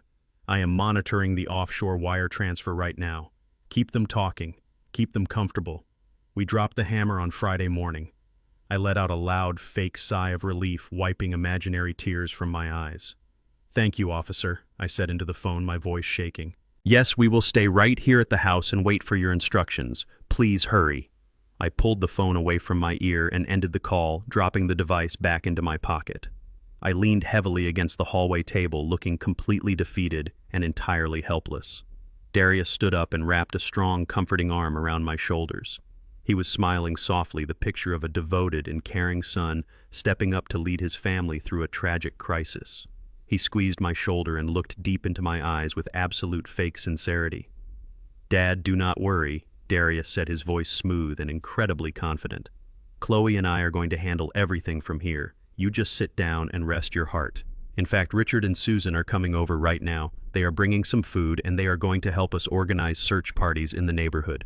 We are going to get through this together as a family." I looked at the boy I had raised. I looked at the expensive suit he wore paid for by the money he embezzled from innocent people. I thought about Richard and Susan packing their briefcases, preparing to walk into my house and force me to sign away my $1.2 million estate while I was supposedly blinded by grief. They thought they had backed me into a corner. They thought they had successfully destroyed my marriage and stolen my entire life. I looked deep into my son's lying, calculating eyes. I forced the most genuine, pathetic smile I could muster to my face. I placed my large, rough hand over his perfectly manicured fingers resting on my shoulder. "Thank you, son," I whispered, my voice thick with absolute manufactured gratitude. "I do not know what I would do without you. I really do not know what I would do without you here to help me." The heavy oak front door of my house chimed, echoing loudly through the tense silence of the hallway. Chloe rushed to open it, her face quickly shifting into a perfectly crafted mask of absolute tragedy. Richard and Susan stepped over the threshold into my home. I had known Chloe parents for over a decade, and every single interaction with them had been steeped in quiet racial and class condescension. Today was absolutely no different, except they were masking their predatory greed behind thick layers of fake sympathy. Susan was holding a glass casserole dish. She wore a pristine white winter coat that looked like it had never touched the dirty Detroit snow. She walked straight toward me, setting the glass dish on the hallway console table, and wrapped her arms around my stiff shoulders. Susan whispered my name, her voice dripping with manufactured sorrow. She said they came as soon as Darius called, and that they were just absolutely devastated about Loretta. I stood there and let her hug me. She smelled like expensive designer perfume and bold-faced lies. Richard stood right behind her. He did not bring warm food. He He brought a thick black leather briefcase. He wore a tailored wool overcoat, and he looked at me with the exact kind of pity you reserve for a dying animal on the side of the road. Richard placed a heavy hand on my arm and looked deep into my eyes. He said, "Alvin, my friend, we are going to get through this because we are family." The sheer hypocrisy of his words almost made me sick to my stomach, but I forced my expression to remain completely broken and lost. I nodded weakly, playing the role of the exhausted, terrified husband to absolute perfection. They insisted we coordinate a neighborhood search party immediately. It was a highly theatrical performance designed specifically to make them look like concerned citizens, just in case the police ever asked questions later. For the next hour, I walked up and down the freezing Detroit streets alongside the very men who were actively trying to destroy my life. We trudged through the icy sidewalks, calling Loretta's name out into the biting winter wind. Darius walked on my left side and Richard walked on my right. Every few minutes, I would stop and lean heavily against a frozen streetlight, pretending to be completely overwhelmed by physical exhaustion and emotional grief. I let my breathing grow ragged and shallow, clutching my chest as if my heart could barely take the strain. I watched them closely out of the corner of my eye. Whenever they thought I was not looking, Richard would check his expensive gold wristwatch and exchange an annoyed, impatient glance with my son. They did not care about finding my wife. They knew exactly where they thought she was. They believed she was still locked inside my freezing, soundproof garage, slowly losing her mind. They only cared about the tight financial timeline. They desperately needed the real estate contract signed before Friday morning to cover up the massive embezzlement at the law firm, and this little neighborhood search was just a necessary, annoying delay in their grand criminal schedule. After an hour of walking in the freezing dark, Richard finally placed his hand on my back and guided me toward the driveway. He told me that I was freezing to death out here and that the police were already doing their job. Richard said I needed to come inside and warm up because I could not help Loretta if I collapsed from a heart attack in the snow. I nodded, playing the obedient, shattered old man, and let them lead me back into the warmth of my own home. The house was suffocatingly warm when we returned. Susan and Chloe were sitting in the formal living room, putting on a ridiculous show of looking out the front windows with deeply worried expressions. Richard did not let me join them. He guided me straight into the kitchen and sat me down at the heavy oak table I had built with my own bare hands decades ago. He did not ask if I wanted a drink to calm my nerves. He simply walked over to my private liquor cabinet, pulled out my most expensive bottle of single malt scotch, and poured a generous measure into a heavy crystal glass. He slid the glass across the smooth wood table toward me. "Drink this, Alvin," he commanded in a gentle but firm tone. He said it would help steady my nerves. I stared at the dark amber liquid. This was the exact same bottle of scotch he and Darius had been drinking the night before while they laughed about locking my wife in a concrete box. I picked up the crystal glass with intentionally trembling hands and took a slow, deliberate sip, letting the harsh burn of the alcohol mask the violent burning rage building inside my chest. Richard sat down directly across from me. He folded his hands on the table, leaning in close so the women in the other room could not hear us. His face shifted effortlessly from the concerned, supportive friend to the cold, practical businessman. He lowered his voice, adopting a tone of harsh but necessary reality. Richard looked at me and said, "Alvin, we need to have a very difficult conversation right now." He told me he knew my heart was breaking, but we had to look at the cold, hard reality of the situation. He said that when the police finally find Loretta, she is not going to be the same woman I remember. Richard insisted that her dementia had escalated to a critical stage, that she was a severe danger to herself, and that she was going to require 24-hour specialized psychiatric care for the rest of her life. I kept my eyes wide and filled them with fake, absolute terror. I asked him what he was saying, and my voice shook perfectly.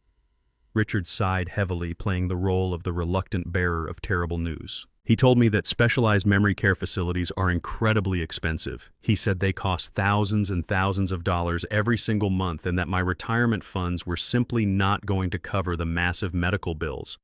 He warned me that I was going to go completely bankrupt trying to keep my wife safe in a state facility. But then his eyes gleamed with predatory greed. Richard leaned closer and said, "But you are sitting on a massive financial asset right now." He pointed to the walls of my kitchen and said, "This house is far too big for one old man to maintain anyway." He told me I needed liquidity. He said I needed cold, hard cash right now to protect my wife and secure my own future before the medical debt ruined me.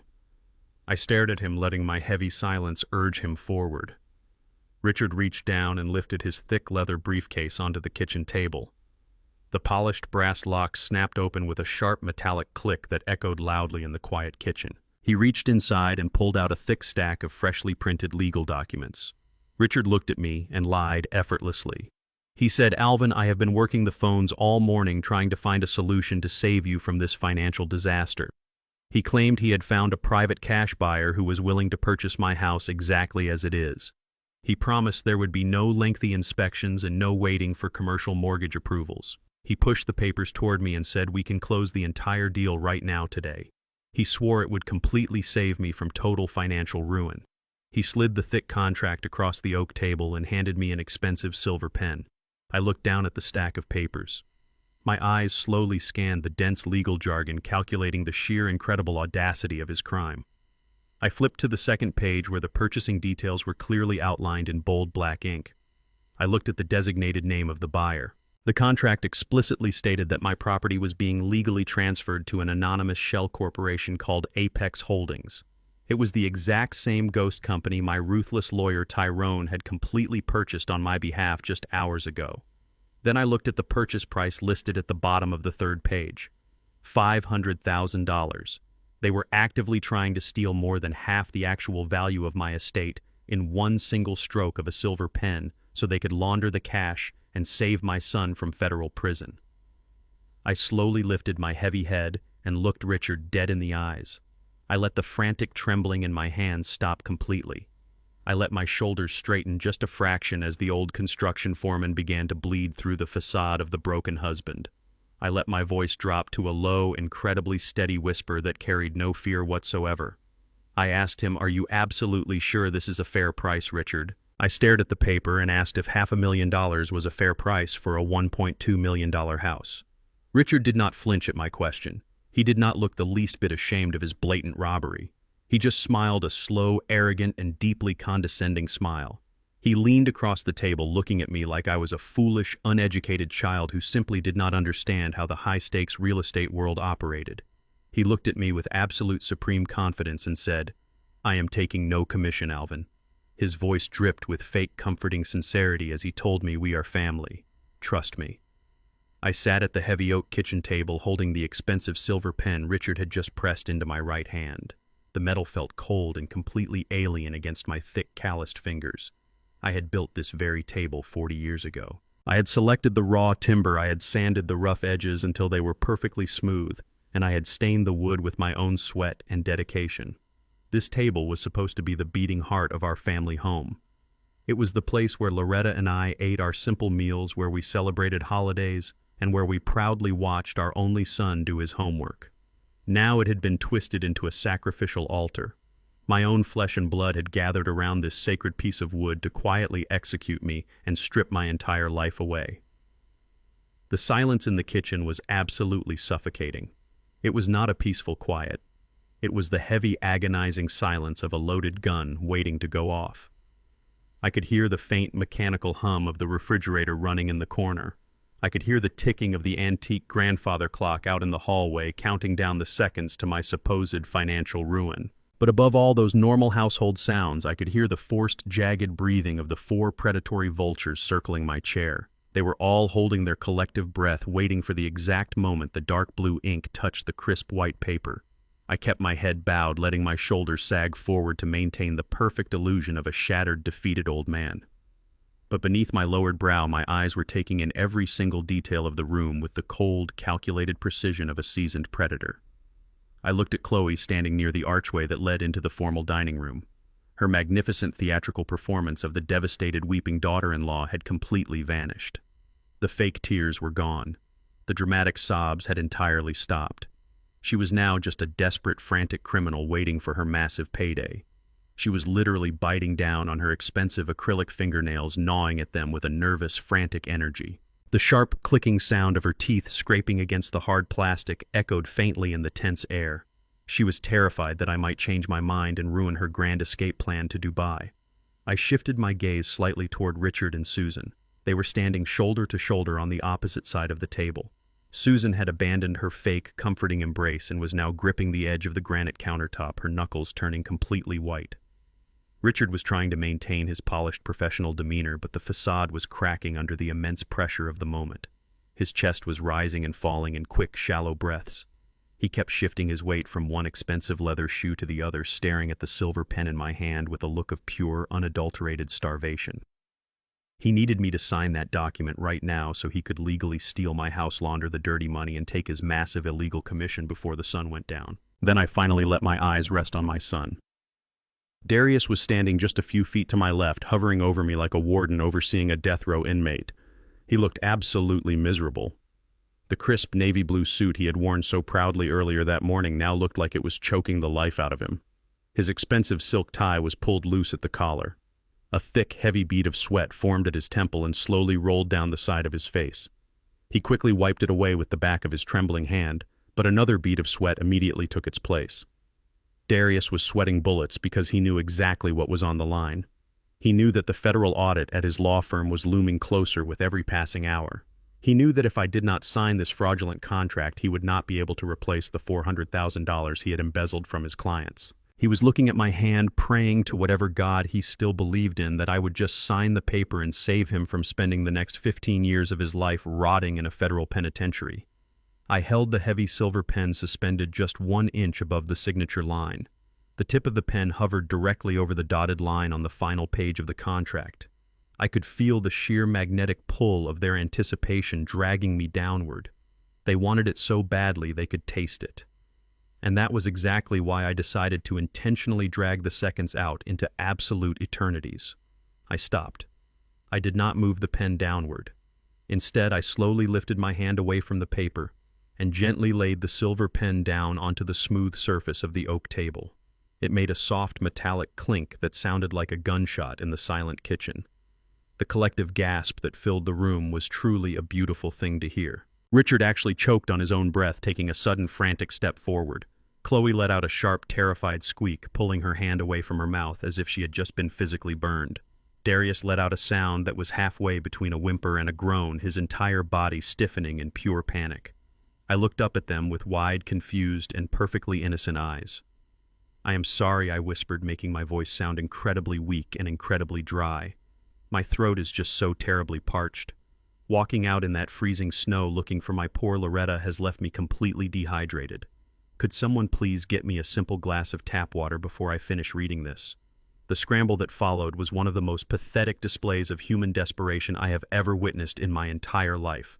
Susan practically shoved Chloe out of the way, rushing toward the kitchen cabinets. She yanked a tall glass from the shelf and frantically shoved it under the faucet, turning the cold water on full blast. Water splashed aggressively over the sides of the glass and onto the expensive granite counter, but she did not care. She rushed back over to the oak table, her hands shaking violently, and practically shoved the dripping glass of water into my hands. "Thank you, Susan," I murmured, maintaining my pathetic, broken facade. I lifted the glass to my lips with intentionally trembling hands. I did not gulp the water down. I drank it as slowly as humanly possible. I let the cold water touch my tongue, and I swallowed with slow, exaggerated, deliberate movements. I took 1 sip, then a second sip, then a third. I kept the glass pressed to my lips for a full, torturous minute. I could physically feel their eyes tracking the slow rise and fall of my Adam's apple. The psychological warfare was absolutely exquisite. I was taking the most arrogant, greedy people I had ever met and reducing them to trembling, impatient beggars waiting for an old man to finish a simple glass of water. When I finally lowered the glass, I did not pick the silver pen back up. Instead, I reached out with my thick, rough index finger and slowly turned the pages of the contract backward. I flipped past the signature page. I flipped past the closing terms. I stopped squarely on page 4. I leaned forward, squinting my eyes as if I were struggling to read the dense, complicated legal jargon printed on the crisp white paper. I began to trace the lines of text with my calloused finger, mumbling the complicated legal words under my breath, making it seem like my confused, grieving mind was trying to comprehend the sheer magnitude of the transaction. Richard could not handle the suspense any longer. He stepped forward, his voice tight and strained, hiding a massive wave of absolute panic. "Alvin, my friend," he said, forcing a supportive tone that completely failed to hide his desperation. "That is just standard boilerplate language. It is just basic legal indemnities and liability waivers required by the state. You really do not need to worry your tired mind about those minor details. Everything is perfectly in order, I promise you." I slowly raised my hand, palm facing outward, stopping him completely in his tracks. I looked at Richard with a weary, sorrowful expression. "Richard," I said, my voice trembling with fake vulnerability. "I am an old man whose wife is missing in the freezing winter snow. I am about to sell the only home I have ever truly loved. I need to make absolutely sure I am doing the right thing for my family. Please just let me read." Richard snapped his mouth shut, his jaw muscles bulging as he ground his teeth together in silent, furious frustration. I went back to reading page 4, letting another 2 full, agonizing minutes pass in complete silence. Darius shifted his weight, his expensive leather shoes squeaking loudly against the floorboards. I could smell the sour stench of his nervous sweat mixing with his expensive cologne. The tension in the kitchen was thick enough to cut with a heavy chainsaw. They were breaking under the pressure, completely unaware that they were already caught in a massive federal trap. I slowly pushed the contract back toward the center of the table and finally picked the heavy silver pen back up. I rolled the cold metal between my fingers, feeling its weight. Then I slowly turned my head and looked directly into the eyes of the boy I had raised. I looked at Darius. I let the facade of the confused old man drop just a fraction, allowing a small glimmer of intense, desperate paternal trust to shine through my eyes. I was giving him one final, ultimate test. I was giving him one last microscopic chance to be a decent human being and stop this horrific crime before it destroyed his entire life forever. "Darius," I said, my voice dropping to a low, deeply intimate register. I stared straight into his dark, sweating face. "Son, you are a lawyer. You are the only person in this room who truly understands the law. You are the one I sacrificed everything to educate. I need you to look at me right now and tell me the absolute truth. Is this contract truly legally binding? If I sign my name on this dotted line right now, is there absolutely no going back?" The silence that followed was the heaviest moment of my entire life. I watched the internal battle wage war behind my son's eyes. I watched the last remaining shreds of his morality fight a losing battle against his overwhelming cowardice and his desperate need to save himself from federal prison. He looked at the pen. He looked at Chloe, who was staring at him with a vicious, demanding glare. Then Darius turned his eyes back to me. He looked his father dead in the eye, and he made the final, irreversible choice to slaughter his own parents. "It is ironclad." Dad Darius lied, his voice unnaturally smooth, and practiced the slick tone of a corrupt attorney closing a dirty deal. "Once you sign that paper, it is completely final. There is no going back. And it is the absolute best thing for you and Mom. I promise." I stared into his lying eyes for one long final second. The last tiny piece of paternal affection I held for him withered and turned to complete ash inside my chest. He had made his choice. Now he was going to live with the devastating consequences. I gave him a slow, tired nod. I turned my eyes back to the contract resting on the oak table. I pressed the tip of the heavy silver pen against the white paper. The dark blue ink bled instantly into the page. With a steady hand, I signed my full legal name onto the dotted line. Alvin Marcus Stokes. The very second the pen lifted from the paper, Richard lunged forward across the table. He snatched the signed document out from under my hand with a speed and ferocity that was almost animalistic. He grabbed the paper like a starving dog snatching a piece of raw meat, pulling it tightly against his chest as if he was afraid I might try to rip it back. A massive collective sigh of relief echoed through the entire kitchen as all 4 of them finally let go of the breath they had been holding. They thought they had just secured their salvation. They thought they had finally won the war. They had absolutely no idea that I had just handed them their own digital execution warrant. Richard snatched the paper from the heavy oak table with the desperate greed of a starving man finally getting his hands on a meal. He held the contract against his tailored wool coat as if someone might burst through the door and steal it from him.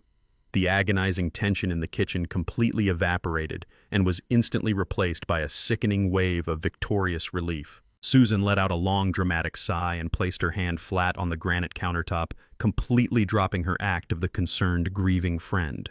Chloe, who had been biting her acrylic nails just seconds ago, suddenly stood up completely straight.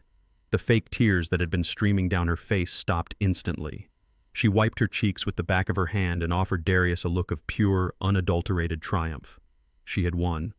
She had secured her ticket to Dubai and her escape from my son. Darius refused to look at me. He turned his head and stared blankly at the stainless steel refrigerator, absolutely paralyzed by his own cowardice. He had just sold his parents' lives to save himself from federal prison, and he could not even bear to look his father in the eye.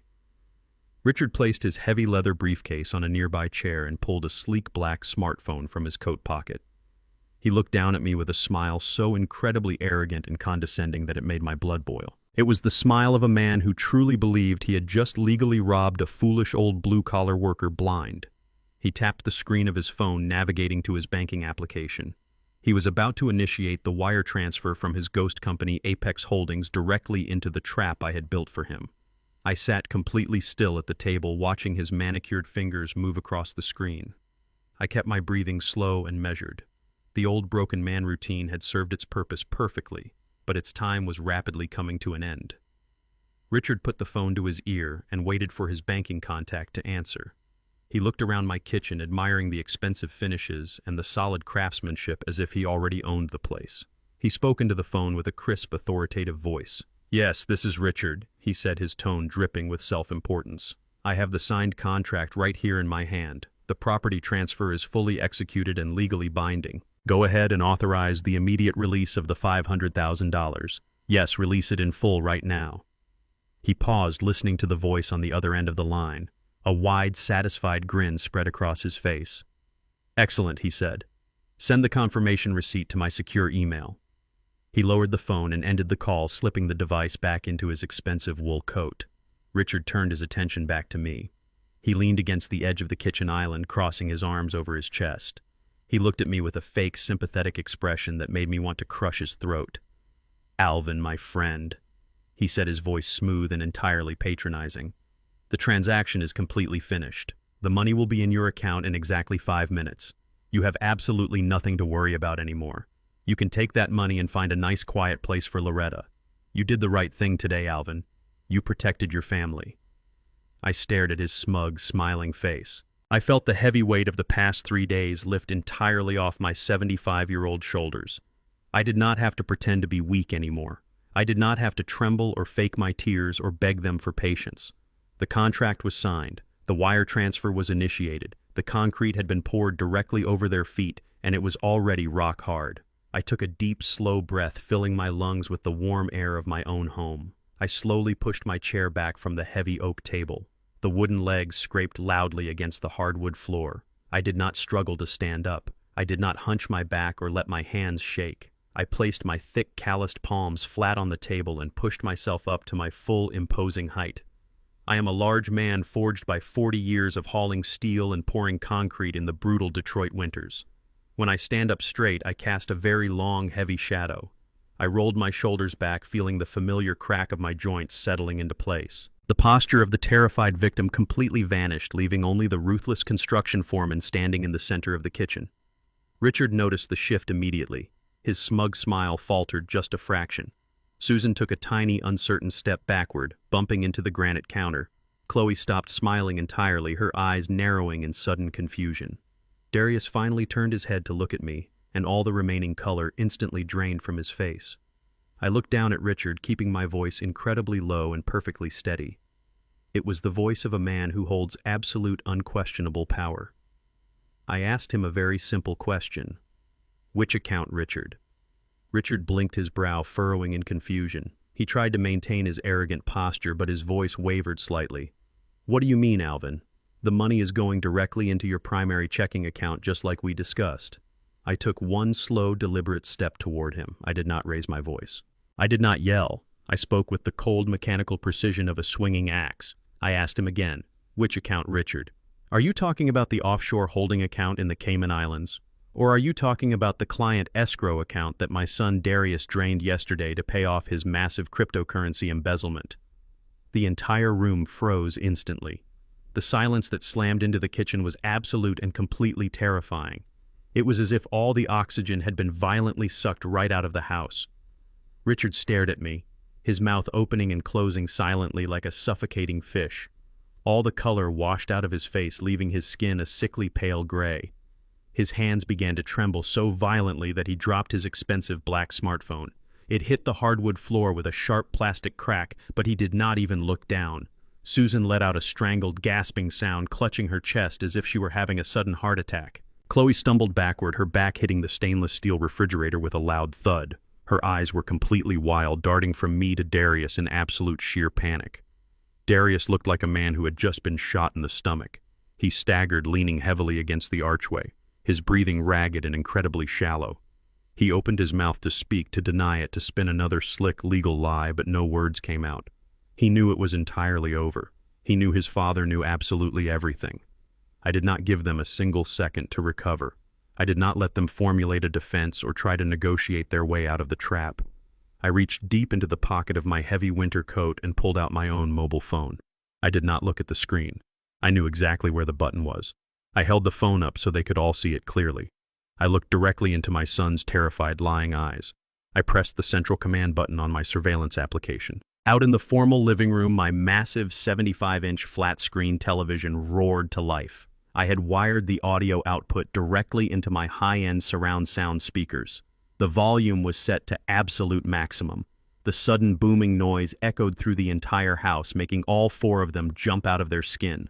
Richard spun around, staring through the wide archway into the living room. Darius and Chloe stumbled forward, their eyes locked on the massive glowing screen. The high-definition video footage I had captured just hours ago from the hidden camera inside the crystal chandelier began to play in brilliant, perfect clarity.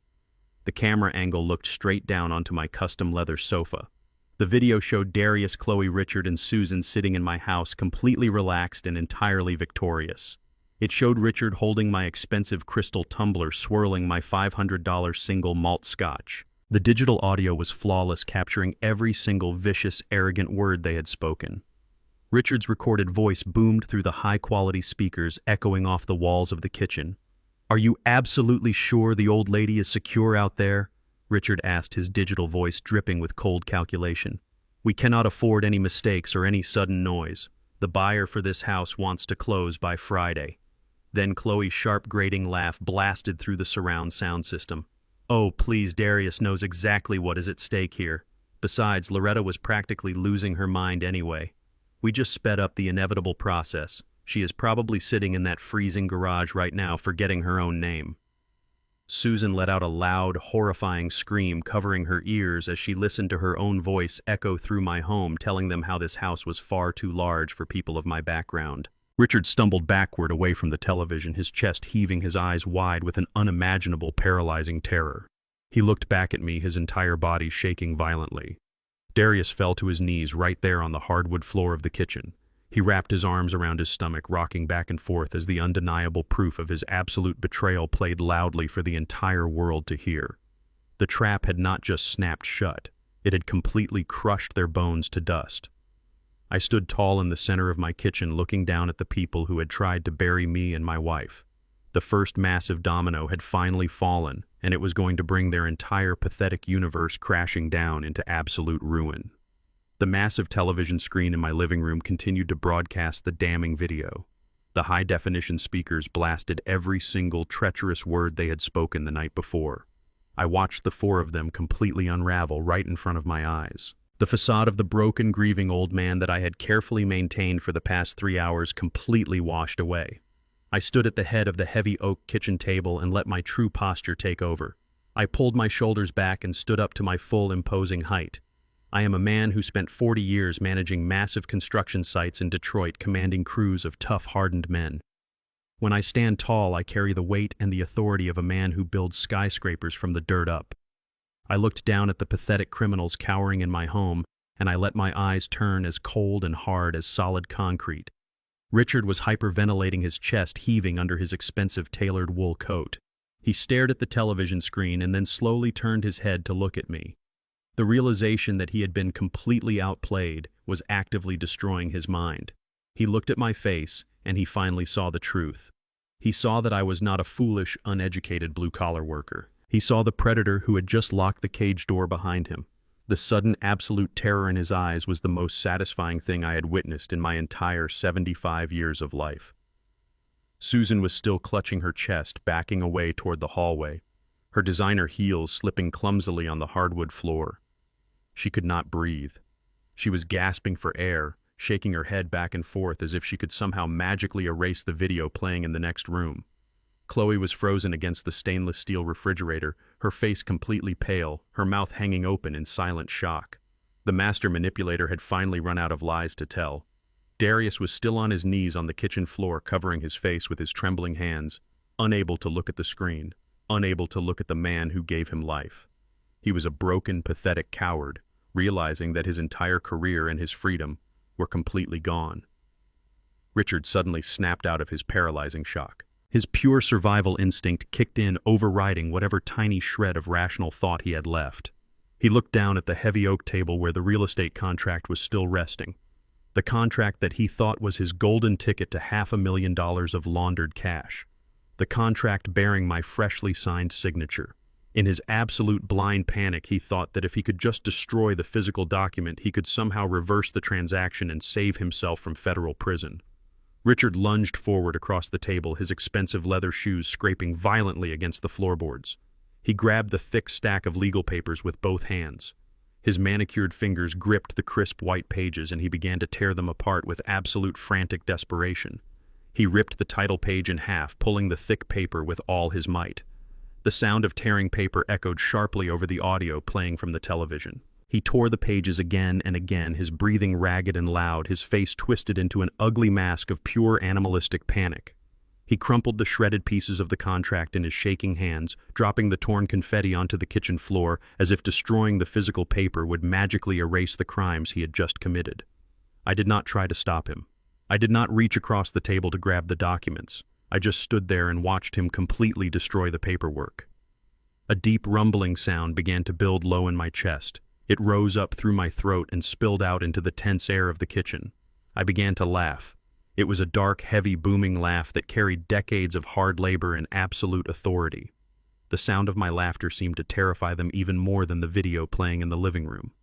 Richard stopped tearing the paper, holding a shredded piece of the signature page in his trembling fist. He stared at me, his eyes wide and completely unhinged. I looked at the terrified real estate broker, and my laughter slowly faded into a cold, lethal smile. I told him to tear it up. I told him to rip the paper into 1,000 tiny pieces and burn them to ash because it did not matter anymore. I kept my voice incredibly calm and perfectly steady, allowing every single word to strike him like a physical blow. I told Richard that the ink on that paper was completely irrelevant. The moment he picked up his expensive smartphone and authorized the electronic wire transfer, the transaction was permanently cemented in the international banking system. I took a slow, deliberate step around the edge of the kitchen table, moving closer to where he stood, shivering. I told him that the digital signatures were already verified and the routing numbers were fully locked in the federal clearinghouse. He had legally bound himself to a transaction that was already executing across state lines. He could shred every single piece of paper in my entire house, but he could not erase the digital footprint he had just voluntarily handed over to the federal government. Richard swallowed hard, his Adam's apple bobbing nervously in his throat. He dropped the remaining shredded pieces of the contract, letting them flutter to the floor. He tried to speak, but his voice was a weak, pathetic whisper. He said that the deal was legitimate and that he was just acting as a broker for a private company. I stopped right in front of him, invading his personal space, forcing him to look up into my cold, unrelenting eyes.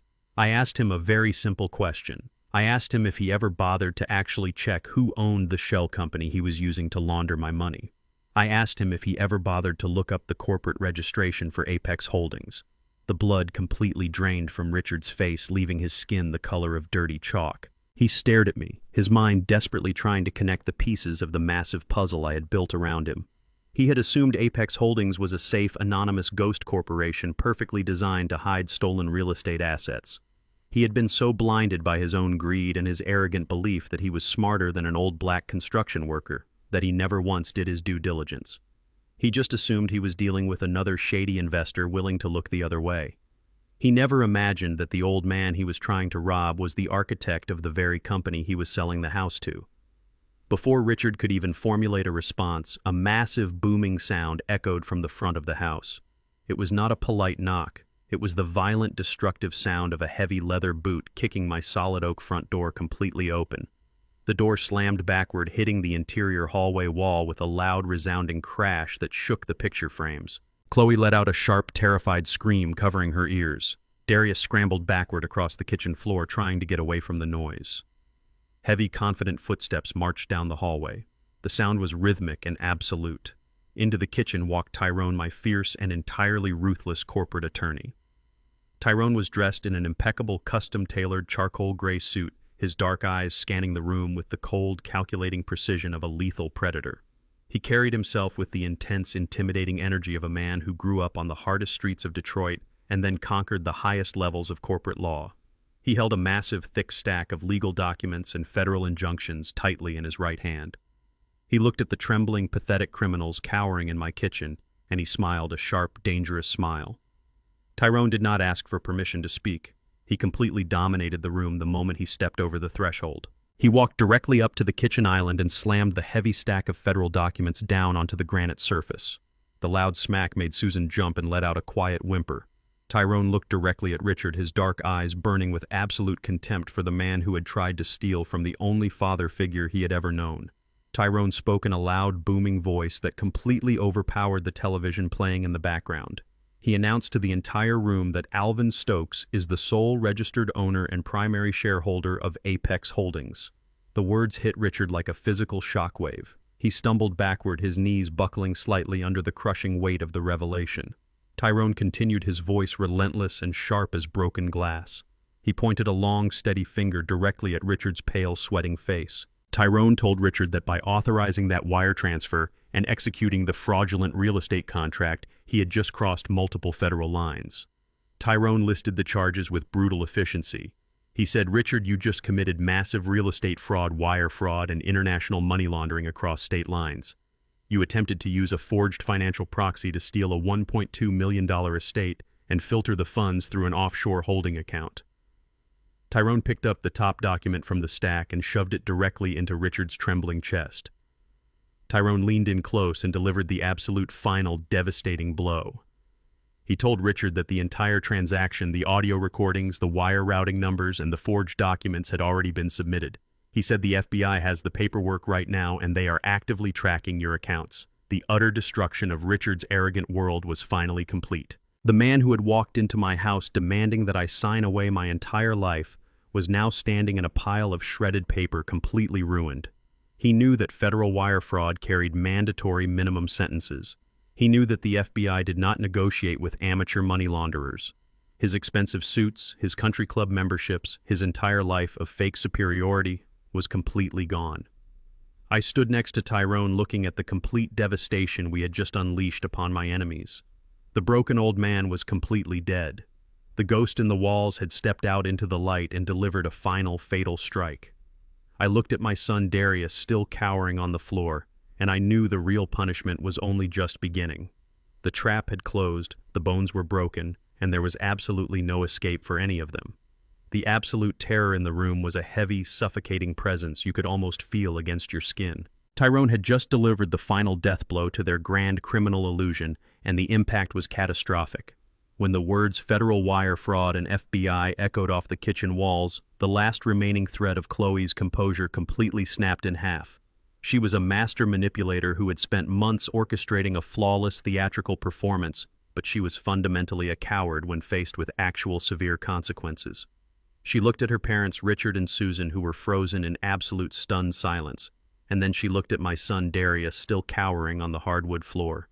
She realized instantly that the sinking ship was going down fast, and she was absolutely not about to let herself drown with them. Chloe backed away from the stainless steel refrigerator, her expensive designer shoes scraping loudly against the floorboards. She began to shake her head violently, her eyes darting around the room, looking for any possible avenue of escape. The elegant beige dress she wore to play the part of the grieving daughter-in-law suddenly looked completely ridiculous on a woman behaving like a trapped, desperate rat. She pointed a trembling, manicured finger directly at Darius. She did not try to defend him. She did not stand by the man she had married. She threw him entirely to the wolves with a speed and ferocity that was truly breathtaking to witness. She screamed at the top of her lungs, her voice shrill and piercing, cutting through the heavy silence of the kitchen. She yelled that she had absolutely nothing to do with the embezzlement or the forged documents. She pointed at my broken son and shrieked that Darius had forced her to do everything. She claimed he was a violent, desperate man who threatened to ruin her life if she did not help him trick the doctors and sell the estate. She was spinning a brand new lie right there on the spot, desperately hoping that if she played the terrified victim one more time, the federal authorities might show her some leniency. She screamed that she was terrified of him and that she was only trying to survive his massive financial mistakes. Darius slowly lifted his head from his hands. The sheer, unbelievable audacity of her betrayal seemed to temporarily override his paralyzing fear. He stared at the woman he had loved, the woman he had sacrificed his own mother for, and he finally saw her true, monstrous nature without any filters. He pulled himself up to his knees, his face twisted into a mask of pure, hateful rage. He yelled back at her, his voice cracking under the immense crushing pressure of his ruined life. He called her a filthy liar. He shouted that it was all her idea from the very beginning. He screamed that she was the one who found the corrupt doctor, and she was the one who faked the domestic violence video to blackmail him into locking his own mother in the freezing garage. They were tearing each other apart right in the middle of my kitchen. Two greedy, miserable criminals turning on each other like wild dogs the very second their master plan collapsed. The loyalty they pretended to share dissolved into venomous accusations and desperate shifting of blame. Chloe did not stay to argue the specific details of their crimes. She knew Tyrone and I held all the digital evidence, and she knew the authorities were already closing in on the property. Her raw self-preservation instinct took over completely. She spun around her high heels, slipping clumsily on the polished wood, and made a mad, desperate dash toward the back door of the kitchen. She wanted to run out into the freezing Detroit winter and disappear into the neighborhood before the police sirens started wailing down the street. She reached out her shaking hand, desperately grabbing for the heavy brass handle of the back door, but before her manicured fingers could even turn the latch, the heavy door was violently pushed inward. The sudden, aggressive movement caught Chloe completely off guard. She stumbled backward, gasping in shock as the bitter cold winter wind swept directly into the warm kitchen. The door swung wide open, hitting the interior wall with a loud, heavy thud that made everyone in the room jump. The bright, freezing daylight poured into the space, illuminating the tall, imposing silhouette standing squarely in the doorway. It was not a police officer arriving to make an arrest. It was not a federal agent coming to serve a warrant. It was the absolute, undeniable queen of this house. It was my beautiful wife, Loretta. But she was absolutely not the broken, shivering woman I had pulled from that dark concrete floor just 3 days ago. The dehydrated, terrified victim with the matted silver hair and the cracked, bleeding lips was completely gone. In her place stood a woman of immense, towering strength and unshakable, quiet dignity. She looked like absolute royalty stepping onto a ruined battlefield to survey the damage. Loretta was wearing a sharp, perfectly tailored burgundy suit that fit her, flawlessly radiating pure power and complete, undisputed authority. The rich, deep red color of the expensive fabric contrasted sharply against the freezing white snow visible in the yard behind her. Her beautiful silver hair was no longer covered in thick, heavy garage dust. It was styled elegantly, framing a face that held no fear, no sorrow, and absolutely no mercy for the people who had tried to destroy her. She stood in the doorway for a long moment, letting the cold wind whip around the edges of her burgundy coat. She looked at the pathetic criminals gathered in her kitchen, with a gaze so intensely cold it could have frozen boiling water. She had spent decades building this home, filling it with warmth and love, and they had tried to turn it into her personal tomb. Now she had returned to reclaim her throne and cast judgment on the traitors. She stepped gracefully over the threshold, her expensive leather shoes clicking with absolute fierce purpose against the hardwood floor. She reached back and closed the heavy door behind her, shutting off the harsh winter wind and permanently trapping them all inside the room with her. Chloe froze completely in her tracks.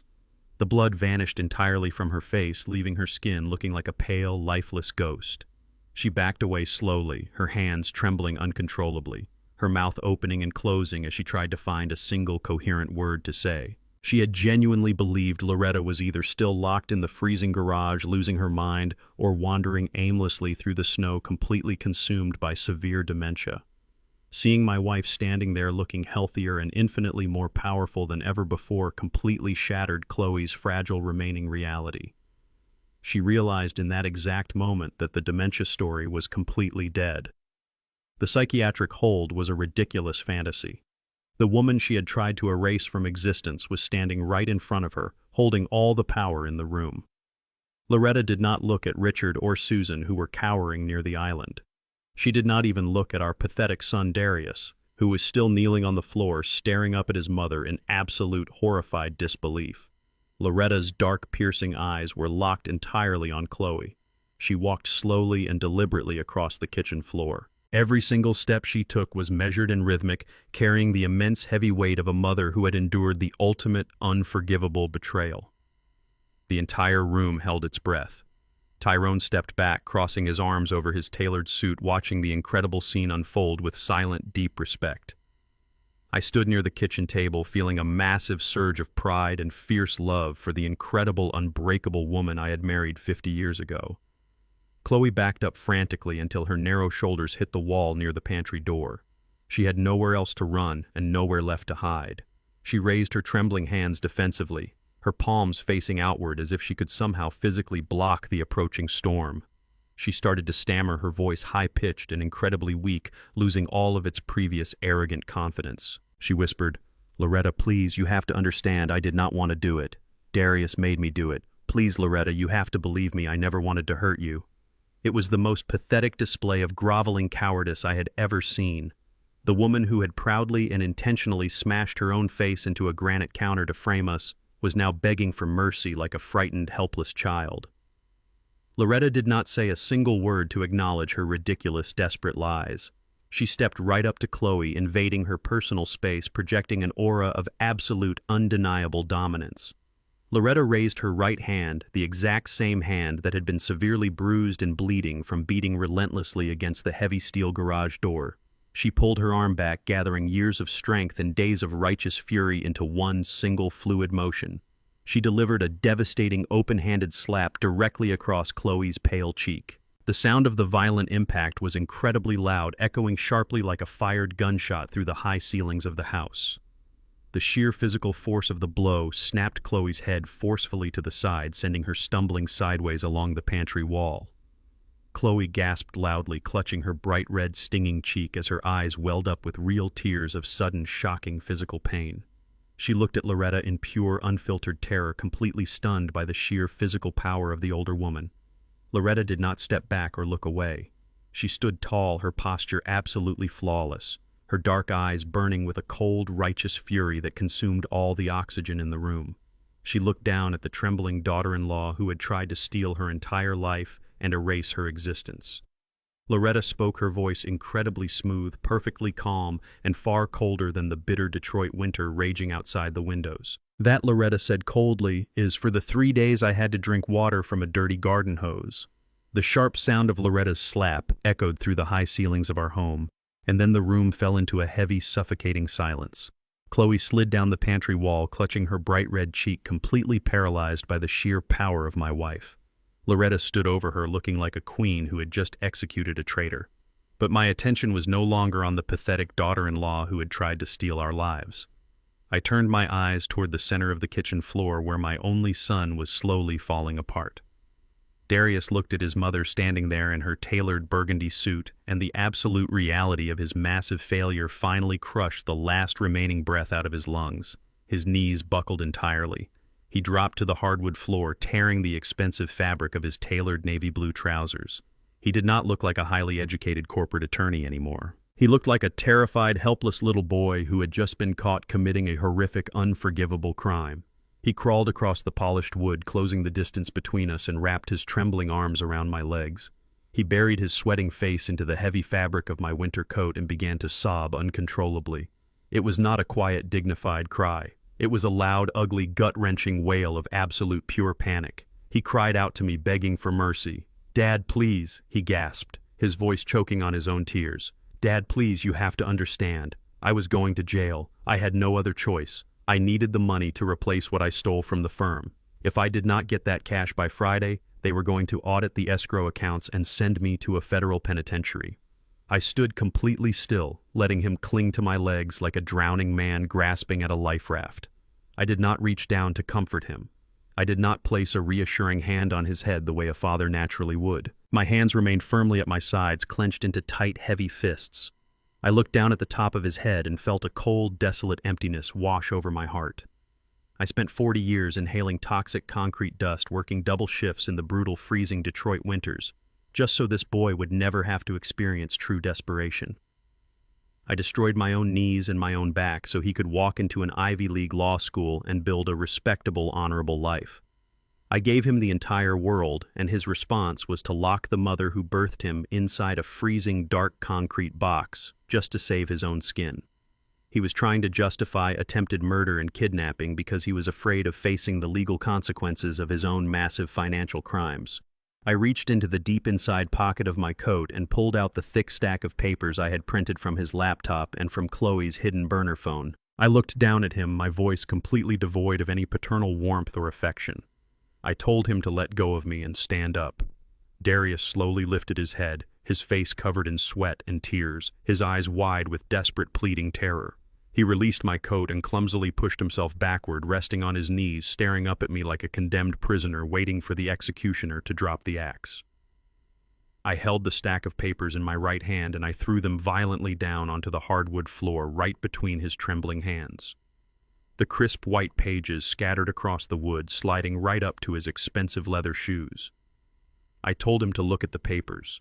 I told him to look closely at the text messages I had pulled directly from the hidden disposable phone his wife kept concealed behind her vanity mirror. Darius blinked, his chest heaving as he slowly reached down with a shaking hand and picked up the top page. His bloodshot eyes scanned the printed text messages, and I watched his entire universe completely shatter into a million jagged pieces. He read the words exchanged between his wife and the offshore cryptocurrency broker, the exact same man who had convinced my son to embezzle the $400,000 in the first place. I did not let him read in silence. I wanted my words to strike him with the force of a swinging hammer. I told him that she was leaving him. I kept my voice incredibly low and perfectly steady, projecting absolute lethal authority. I told Darius that Chloe was never going to stay with him to rebuild their lives. I explained that she was planning to take the $500,000 from the sale of my house, combine it with the stolen crypto money, and fly on a first-class ticket straight to Dubai with the very man who orchestrated his absolute ruin. Darius let out a choked, suffocated gasp, his eyes darting frantically across the printed pages. He read the exact messages where Chloe told her lover that she was going to leave the definitive proof of the embezzlement sitting right on his office desk. He read her own words stating that the federal agents would arrest him by Monday morning, and that he would take the entire fall for the theft, while she lived a life of absolute luxury across the world. I took a slow, deliberate step toward him, looming over his broken, pathetic form. I told him that he sold his own mother's life for a woman who was actively playing him for an absolute fool. I told him he sacrificed his soul, he betrayed the family that gave him everything, and he destroyed his entire career, all for a manipulative, greedy monster who planned to feed him directly to the federal authorities the moment the money cleared the bank. Darius dropped the papers back onto the floor. His hands were shaking so violently he could not even hold his own weight. He turned his head slowly and looked at Chloe, who was still cowering against the pantry wall, nursing her bright red cheek. He looked at her with a mixture of absolute profound hatred and total devastating heartbreak. Chloe did not try to deny it. The undeniable digital proof was scattered all over the floor. She just shrank back further into the shadows, completely terrified of the consequences she had brought down upon herself. Darius turned back to me, his spirit completely and totally broken. He bowed his head, submitting entirely to my judgment. He knew he had lost absolutely everything. His marriage was a vicious scam. His career was completely over. His parents were his executioners, and his freedom was hanging by a single microscopic thread that I held in my calloused hands. I did not offer him a single ounce of comfort. I turned my head and gave a sharp, subtle nod to Tyrone. My fierce and brilliant corporate attorney stepped forward immediately, stepping over the scattered text messages on the floor. Tyrone reached into his thick leather briefcase and pulled out a crisp, pristine manila folder. He pulled 2 separate legal documents from the folder and placed them forcefully onto the kitchen table right next to the shattered remains of the fraudulent real estate contract. I walked over to the table and picked up the heavy silver pen that Richard had tried to use to steal my home just minutes ago. I walked back over to where Darius was kneeling and I held the pen out to him. I commanded him to take it. He reached up with a trembling hand and took the cold metal pen, his fingers wrapping awkwardly around the barrel. I pointed to the first document resting on the heavy oak table.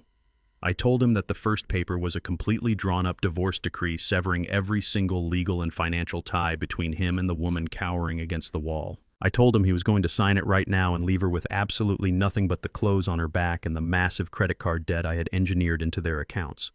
Then I pointed my thick finger at the second document. I explained that the second paper was a full detailed sworn confession of his embezzlement from the law firm client escrow accounts. I told him that the confession explicitly outlined how he stole the $400,000, and it included his immediate voluntary surrender of his license to practice law in the state of Michigan. I told him that Tyrone would personally deliver that signed confession to the senior partners of his firm and to the State Bar Association before the sun went down. Darius stared at the papers, his eyes welling up with a fresh wave of panicked tears. He looked up at me, begging silently, asking if there was any other way out. He was asking me to spare his career to protect the prestigious life he had built on a foundation of absolute lies. I leaned down, bringing my face just inches away from his sweating, terrified face. I delivered the absolute, final, devastating ultimatum, leaving no room for negotiation, no room for pity, and absolutely no room for escape. I told him he had exactly two choices.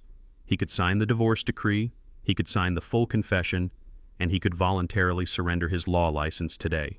He would face the financial ruin and the public disgrace of a disbarred attorney, but he would walk out of my house a free man. Or he could refuse to sign the papers.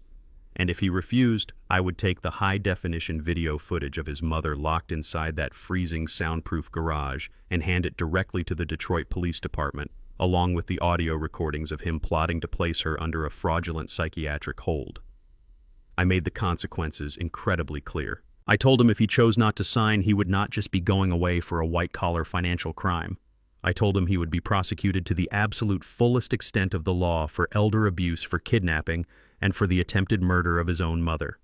I told him the choice was entirely his, but he only had 10 seconds to make it before I called the authorities and ended his life permanently. I watched him struggle to breathe. I watched the realization wash over him that there was absolutely no magic legal loophole to save him this time. He could not talk his way out of the truth. He could not manipulate a judge or bribe a corrupt doctor to fix the massive, catastrophic collapse of his life. He was trapped in a prison of his own making, and I was the one holding the only key. The silver pen shook violently in his hand, the dark blue ink ready to bleed onto the crisp white paper. I stood over him, a towering monument of consequence, waiting for my son to finally take accountability for the monsters he had invited into my home. Loretta stood quietly in the background, her presence a silent, unyielding testament to the sheer, brutal reality of his crimes. Tyrone checked his expensive watch, calculating the exact moment the law firm would receive the disbarment notice. Richard and Susan remained frozen in their corner, completely neutralized and terrified of what my fierce lawyer was going to do to their own fraudulent lives next. But my focus remained entirely on Darius. I told him that the clock was ticking and that my patience had run completely dry. I told him to put the pen to the paper and sign his life away, or prepare to wear a federal jumpsuit for the next 25 years. The choice was his, but the mercy was completely gone. Darius held the heavy silver pen in his trembling hand. He stared down at the divorce decree and the full written confession of his massive embezzlement from the law firm. His entire body shook with loud, ugly sobs that echoed through the high ceilings of the kitchen. He knew his life as a wealthy corporate lawyer was completely over. He knew the prestige and the arrogant pride he wore like a shield were entirely gone. He pressed the tip of the pen to the crisp white paper and violently scratched his signature across the bottom of the page. He signed away his toxic marriage and his entire legal career in less than 10 seconds. The moment he finished, he dropped the pen onto the hardwood floor. It rolled away into the shadows. Darius buried his sweating face in his hands, weeping like a broken child. Chloe watched her perfect escape plan crumble into absolute dust. The realization that she was not going to fly to Dubai with $500,000 hit her like a physical blow. She started screaming at the top of her lungs. Her voice was shrill and desperate, piercing the heavy air of the room. She spun around and looked directly at her parents. She yelled at Richard and Susan, demanding that they do something to fix this catastrophic situation. She shouted that they had money and powerful lawyers. She cried that they could not just stand there and let an old retired construction worker ruin their perfect lives. But her parents were completely frozen. They stood glued to the floorboards. They had absolutely no power left in my house. I slowly turned my attention away from my broken son. I looked directly at Richard and Susan. For 10 long years, these two people had walked into my home with their noses pointed straight up in the air. They wore their expensive country club clothes and drank my top-shelf liquor while looking at me like I was a permanent dark stain on their perfect white family portrait. They thought my rough hands and my blue-collar background made me inferior. I took a slow, heavy step toward them.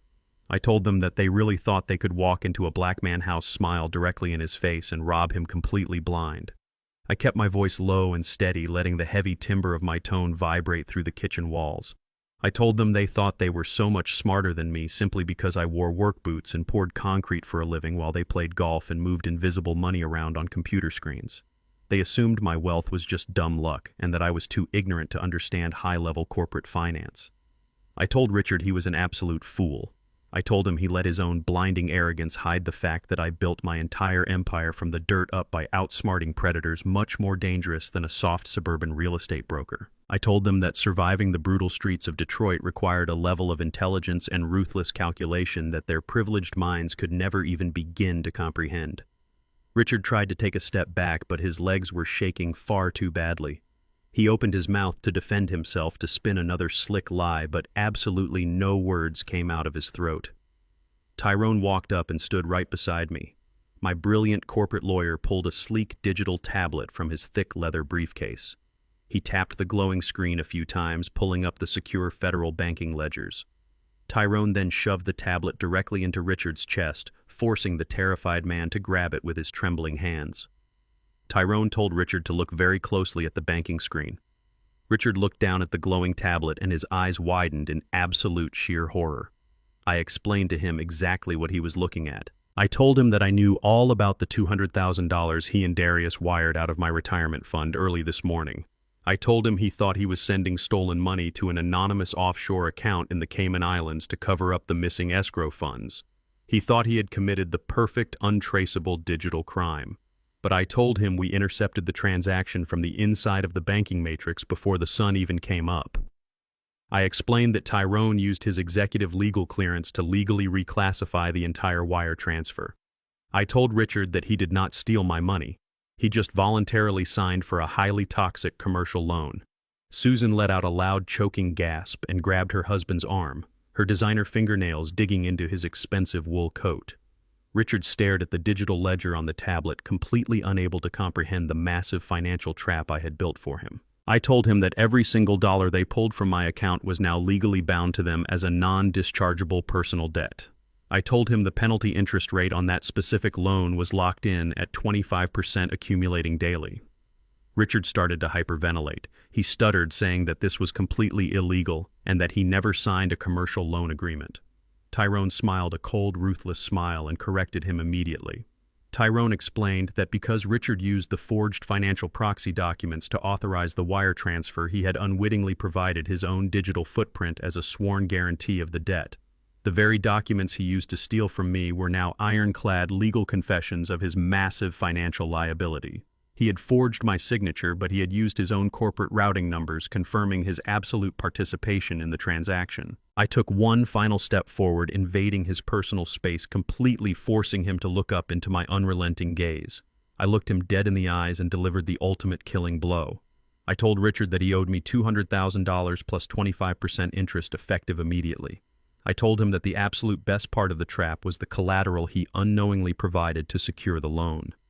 I explained that by routing the fraudulent funds through his own ghost company, he legally tied his personal residential assets to the debt. Tyrone leaned in and told Richard that he just initiated a total aggressive foreclosure on Richard's primary residence. The massive luxury house in the wealthy suburbs that Richard and Susan loved so much, the house where they hosted their arrogant dinner parties, was now officially seized by my holding company. I told Richard that he had exactly 30 days to pack up his expensive clothes, his fancy furniture, and his racist pride and get out of my property. I told him that if he was not completely gone by the end of the month, I would send the county sheriff to throw all of his belongings out onto the street.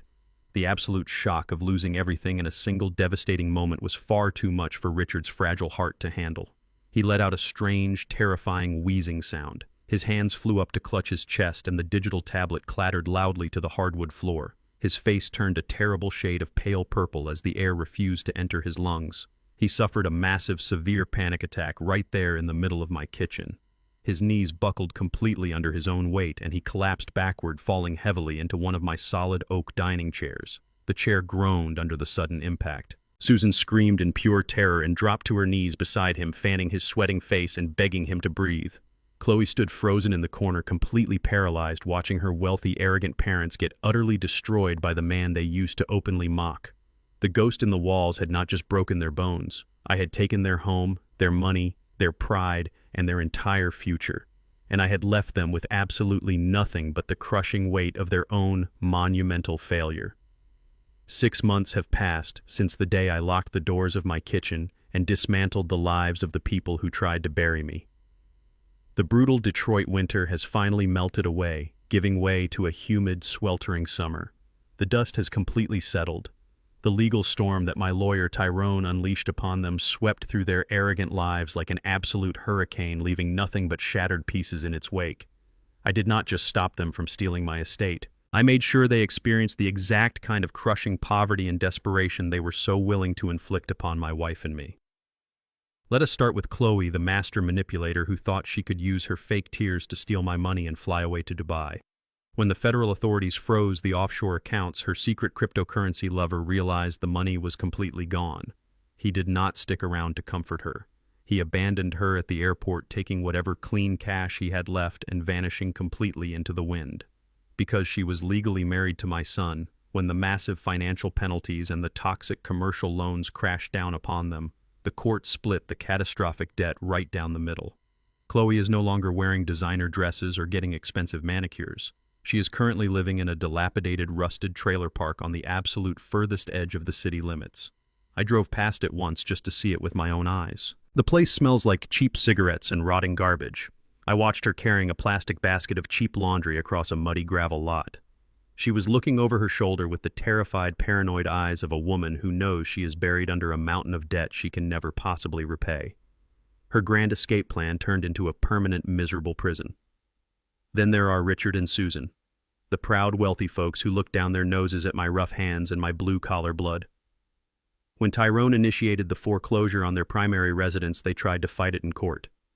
They spent their last remaining dollars hiring desperate lawyers trying to prove they were victims of a misunderstanding. But the digital footprint they left on the forged documents was absolutely ironclad. The bank seized their massive luxury home and liquidated their imported cars to cover the fraudulent wire transfer penalties. They are completely bankrupt. The exclusive country clubs stripped them of their memberships.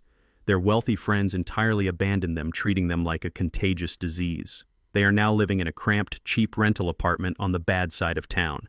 It is exactly the kind of neighborhood they used to openly mock at their arrogant dinner parties. I heard Richard had to take a humiliating job selling cheap used cars just to keep the lights on. He stands out in the hot sun trying to swindle people for a tiny commission. Susan is working a cash register at a local discount pharmacy, standing on her feet all day, dealing with angry customers. Their fake superiority was entirely stripped away, leaving only two tired, broken elderly people who thought they could outsmart a man who builds skyscrapers. And finally, there is the boy I raised. There is my only son, Darius. Because I forced him to sign that full written confession and voluntarily surrender his law license, I decided to show him one single microscopic ounce of mercy. I pulled a few strings and called in a few heavy favors to keep him out of a federal penitentiary. I did not do it for him. I did it because I could not stomach the idea of my own flesh and blood sitting behind bars bringing shame to my family name. But staying out of a prison cell does not mean he is a free man. Darius lost absolutely everything. His legal career is permanently destroyed. His reputation in this city is entirely dead. He had no money, no wife, and nowhere to go. So I gave him a job. I called up the current site manager at one of the massive commercial construction projects I used to oversee decades ago. Darius is now working 10-hour shifts as a minimum wage manual laborer. The boy who thought his expensive law degree made him a king is now wearing heavy steel toe boots and a scratched yellow hard hat. He spends his days pushing a heavy broom, sweeping toxic concrete dust off the very floors his father used to command. The soft manicured hands he used to shuffle legal papers are now covered in thick, bleeding blisters and heavy calluses. He is breathing in the exact same dust I breathed for 40 years just to put food in his mouth. He is learning the absolute hardest way possible what real, brutal labor actually feels like. He works in absolute silence because he knows that if he complains or quits the site, manager will call me and I will hand that video of his mother in the garage straight to the police. He is a prisoner to the concrete, just like I used to be, but he has no one to blame but himself. As for me and my beautiful wife Loretta, we are doing just fine. We are sitting together on our wide front porch right now, enjoying the warm evening breeze. My house is heavily armed with a top-tier state-of-the-art security system, but the truth is, we do not even need it anymore. There is absolutely no one left brave enough or foolish enough to ever try and cross us again. Loretta is wearing a soft, comfortable summer dress, her bruised wrists completely healed long ago. We are just sitting here in the quiet, peaceful twilight, sipping cold, sweet tea and watching the sun slowly set over the empire we built with our own 2 hands. Some folks think age makes you weak. They think gray hair means you are an easy target. But they forget to get this old in this world you had to survive a whole lot of monsters. I gave my son the world and he tried to put me in the ground. But in my house, respect is not requested, it is mandated. And betrayal costs you everything. The greatest tragedy a father can face is realizing his own blood sees him not as a man, but as a bank account waiting to be emptied. We spend our entire lives breaking our backs to give our children the world, hoping they will build upon our sacrifices. But you cannot buy character, and you cannot finance loyalty. I learned the hard way that unconditional love does not mean unconditional surrender.